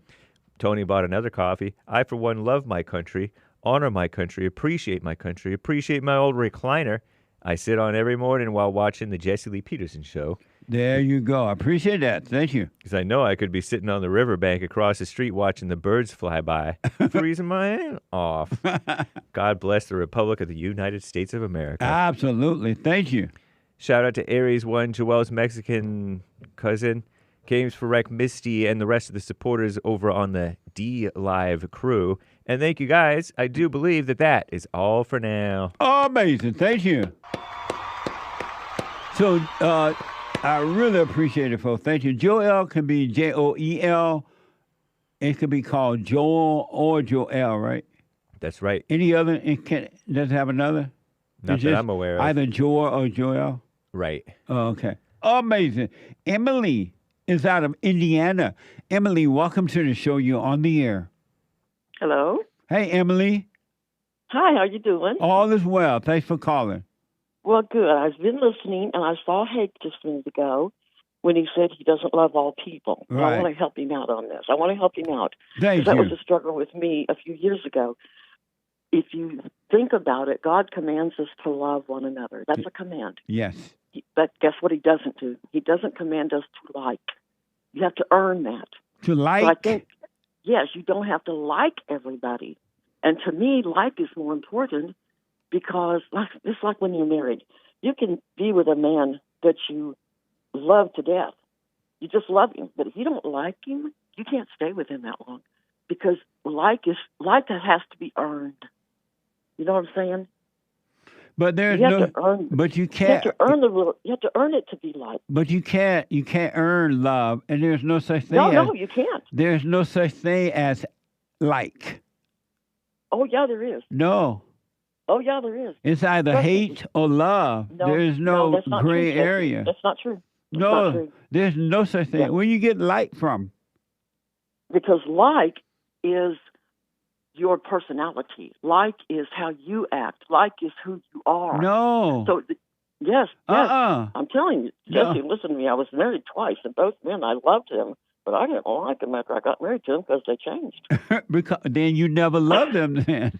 Because Oh, yeah, I still love Hake them. Oh, want yeah. to Hake want to respond to No, this and I thing. did not. No. Listen, Jesse. Now listen. I know you're awful stubborn when you get something in your mind. What? But listen, now, you get awful stubborn when you get some thought in your mind and you won't come off of it. But listen, I love you to pieces. But listen to me. Okay. Do you like Hake? I love Hake. There's no Okay. such thing as like. Jesse, there is. Do No. you like pinto beans and cornbread? Yes. All right, there you go. You think of Hake But- as pinto beans and cornbread. No. He is adorable, by the way. Okay. What do you got to say to this, Hake? I said thanks. I already like and dislike a lot of people because I'm a hater. Yes, but that's the thing, though. You have to earn the thing to be liked. How can you earn that? How you treat other people. That's love. No, honey, it's not. I hate to tell you. Jesse, No, but it's honey. not. Yes, baby, I got to tell you, you haven't been married long enough for enough uh, time yet to know that. But people that are married don't love one another. They hate one another. Because let me tell you why. When you first meet somebody, there's different kinds of love, by the way, Jesse. You don't marry somebody because you love them in the godly way. You marry them because there's something about them that you fall in love with. No, you marry then I them because realized- you hate them. No. Well, why Hang you on, think marriages don't work? Let me tell you why. And women just as much as men. And by the way, I love men to death. I just can't. I don't like women. I don't have any women friends. I don't like women. Why not? Because we're a bunch of goofballs. We are very emotional. We're, especially now in this. Well, by the way, did you just see they found Daniel Penny not guilty? They did? I just saw it come across on the screen when I was watching you. Breaking news. Nice. Well, let's confirm this. Hold on. We don't Hold on. Let me, necessarily- before I celebrate, Hake going to confirm it. Okay, yes. Well, Kyle Rittenhouse put a tweet on, and it said, Kyle Rittenhouse said, congratulations, Daniel Penny, on your not guilty verdict. Remember Kyle Rittenhouse? Yes. News Nation. Yeah, another Hold hero on. that we have. Hold on 1 minute. News Nation Okay. reports the jury in Daniel Penny's high-profile trial has returned and found the former Marine not guilty in the death of Jordan Neely. Glory, hallelujah. Comes after Judge Maxwell Wiley dismissed the manslaughter charge against him, so they're. I guess they're done with it. I guess you're right. Hallelujah. Nice. I broke news on your show. You broke breaking news. Jesse, you're going to have me come out there and work for you. Evidently. I'm not your typical woman, trust me. This sounds like it. Because I can't stand women. I'm telling you, I haven't had friends since I was a kid. When I realized when you're a kid, you like boys in school, and your girlfriends will take that boy away from you in a hot minute. And you know what I learned later? What? Guys don't do that to other guys. Right. Yep. Now, the crappy ones do. Right. But Absolutely. a girl will take your man in a hot minute. And I thought, you know what? I don't like this women thing. Then I started listening to you. And I thought, you know what? Now I know why I don't like women. Because we are evil. Yep. We are Eve. Yep. We are Eve. And you can't get women to realize that. They don't like me because I say that. But, by George, my daddy raised me to see the truth. Right on. That's Just amazing. look at the truth. You would have loved. You would have loved my father. He's from the old school. Oh yeah. Yeah, they don't make them like that. Except for Trump, Yeah, they he don't would make be them like that. 113 right now. Wow. He was born in 1911. Well, may his soul rest in peace. Oh, he's in heaven with Jesus. Trust me. Right on. He was a great man. The anchor baby had a question for you. Oh, sure. About like. Okay. Oh, thanks. Hey, Emily. Hi. So you know By the how way, I think you're just darling, honey. You are just adorable. Oh my gosh, thank you. I love your hair. Listen, I love you your were hair. saying You about love his hair? Yes, his hair looks amazing. Somebody said his hair is better than mine. Well, the you chat. both have great hair. Oh, thanks. Let's go. Okay, Nick. But Nick does have a nice head full of hair. He does, honey. Ooh, Lord. Put your fingers through that. Good heavens, good. By the way, I'm 70 years old, so I'm not even kind of a weirdo. She's a spry 70. She said she want to run her finger through your hair. Oh, amazing. As I'm with my grandchild. Right. That's what you meant. But go ahead, Nick. You were talking about and Yes. It sounded like when you were describing love that you could fall out of love. No. You fall out of like. That's what I'm saying. But God when you commands describe us falling to out of love. it sounds like the same as falling out of love. No, it's not, because here's the thing. Not my ex-husband, my late husband, he died. And my first husband, who died of cancer in 98, and my late husband both just of died them? last year. No, I tried. I couldn't. But Gary was 79 when he died. So he was just really old. But I stayed with him. I even when I fell out of like with him, I stayed with him because I took a vow before God. You got to honor that vow. But you liked him at one point. Him. But I still treated him. And that flipped. Oh, yeah, I still treated him wonderful, and I still did what I was supposed to do as a wife. But you liked him, right? And it flipped? Oh, because he was like a mole when we were dating. But on the first date, we got married. It was like I didn't know who I married. So you confused like and love. Like, how does that? Oh, no. I loved him, and I liked him. I don't have a So choice you're to not love. wrong. Is someone wrong for falling out of love? Like, let's say you're supposed Honey, to you love. can't- You're you wrong can't for fall not out loving of all, love. right?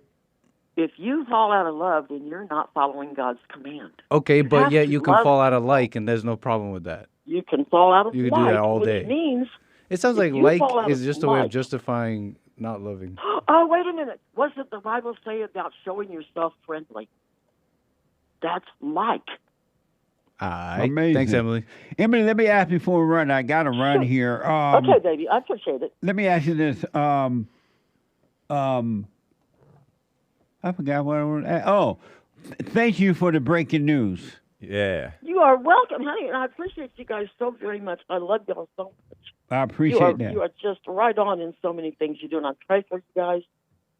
And I just love every one of you, especially Joel, honey. I love Joel. He I know black. you give him a hard time. I know he's black. He's black, and I love him. Right on. Wait, are you Okay, black or are thank you you so white, much. Emily? Excuse me? Are you white or black? I am white. I'm extremely white. Okay. And I love white people. I do. I think what hurt the black people was we gave them everything. Yes. And once you give people stuff, they don't earn it anymore. Absolutely, Emily. So you're what they right. did is we destroyed them. Yep. Yeah, Well- Sammy Davis Jr. was my very favorite when I was a teenager. You I black. made my first car standing. Oh, yeah? Yes, because I love people. I love everybody. Right Especially on. you guys, though. Y'all Thank are you. amazing. Amazing. You're welcome. Thank Have you, a Emily. great day. Call me again. I will. Bye-bye. All right. So the breaking news is Danny Penny. Daniel. Is it Daniel or Danny? Daniel Penny. Daniel Penny is a free man, I guess. It's all right. But now didn't the family say they're going to sue him or something? Yeah, I think so. Something like that. Yep. Lord, Of course. Go sit down, family. And lawyer liars. What a mess. Should change these frivolous lawsuits. Amazing. Let me go. Did I finish the super chat? I believe we did. Oh, okay. Let me go to Rick out of Hampton, Virginia. Rick, welcome to the show. You're on the air. Good morning, Jesse and my crew, my brothers. Everybody will listen to the JLP Show, the Nick Show, and the James Hake and the Joel Friday Show for Knowledge Today, brother. Right on. Merry Christmas, Rick. Merry Christmas, likewise to you guys, man. Thank you. You know, you was talking to Maze earlier. Yes. And you know when people take prayer and Bible reading out of school, people act a fool. You don't need that anyway. You should separate religion, all that mess. But yet, when they bring transgenders, they bring same-sex marriage and condoms into the school. No, everybody's quiet as a church mouse. No one says nothing. That's a very good You ever point. notice that, Jesse? That's a very good point. I don't know how Mays feel about all that, but you're right. There's no fight don't say about nothing. bring that, but bring back the flag, prayer to allegiance to the flag, and the prayer is Yeah. a mess. They don't want to hear. What's wrong with saying the pledge for your country? Right. What is the problem with that? You know, that's why when it comes to us blacks, most of us, not all, I'm with you on that, are spiritually cursed. And So you say blacks are thing- spiritually cursed? Most, not all? I say yes. I believe most blacks are spiritually cursed, and the reason being is the anger they have. Yeah. The anger they have. Like, you can sit up there and say a white person can be on a job, he go correct a black person, and the black person will get so offensive, and a black person come do the same thing, and they'll receive it a lot better than the white guy when he corrected them, but it's the anger. That's a good point, man. They got to overcome that anger, and that's the last thing. Not all, but most blacks want. They do not want to overcome their anger. They love being angry. Yeah, and they have like people like Al the Boulder Sharpton and Roland Martin to keep blacks super angry, and that they can control them and make them come to vote Democrat. That is it. Keep them super angry. Amazing. But don't call and promote other people's shows here. I told you that. Oh no. Okay, I'm sorry about that, Jay. I wasn't trying to promote their shows. But I was just trying to say that they be the ones. Okay, I'm sorry, but I don't mean to try and promote their show. I'm just saying what they be pushing. You do it every time, though. But the point is well taken. They got to drop that. They got to drop that anger. They got to drop that anger. Man. No problem. Start against my account, Jess. I won't do that again. Yeah, but no problem. I'm just saying. Yeah. They just have people that keep blacks so super angry. But you can't blame nobody else, though. Each individual is responsible for their own actions. So it's the individual that want to be angry. You can't blame Al Sharpton or anyone else for that. Because if the individual wanted to overcome their anger, they would. Agreed. Totally agree, Jeff. Yeah. You meant the question when you say God is within you? Yes. I believe when God's within you, you'll have that natural love that will allow you not to get angry with people and judge them and have that Christ genuine love. 100%. Absolutely. Thank you, Rick. I got to take a break. Amazing love call. You guys. Thanks for taking my call, Jesse. Love you. Be blessed, brother. You too, buddy. Thank you so much. Yes, sir. All right. It's over already. The Hake report is coming up now. The Hake, H-A-K-E report from 9 to 11 Pacific time, a.m. Pacific time. And then JLP Friday TV, E-Black at 11 a.m. And then a brand new episode of Punchie TV, P-U-N-C-H-I-E, Punchie.tv. And at 4 p.m., the American Anchor Baby. Get on that straight and narrow, folks, if you want, and stay there. You will not regret it. But if you start and get off, you're going to catch more hell than what you left. I wouldn't want to go back into hell. Either stay in your hell or get out of your hell, but don't try to get out of your hell and then go back to it. Stay there. Forgive your mama and your daddy. Do the silent prayer, rebuildingtheman.com/prayer. Practice staying present, all right? Jay from California. Ken from Florida. And somebody just dropped, I am out of time. Tomorrow is Country and Western Tuesday. All right, thank you all for your support. Thank you for helping us to meet the challenge grant. We're almost there, maybe there today at this 50,000. Go to rebuildingtheman.com/donate or call 800-411-BOND to make a donation, all right? 800-411-BOND. Tax deductible. We need your support. Help us to help others. And don't, without me even having to ask. Ask! Take care, folks. Amazing call today. Bye.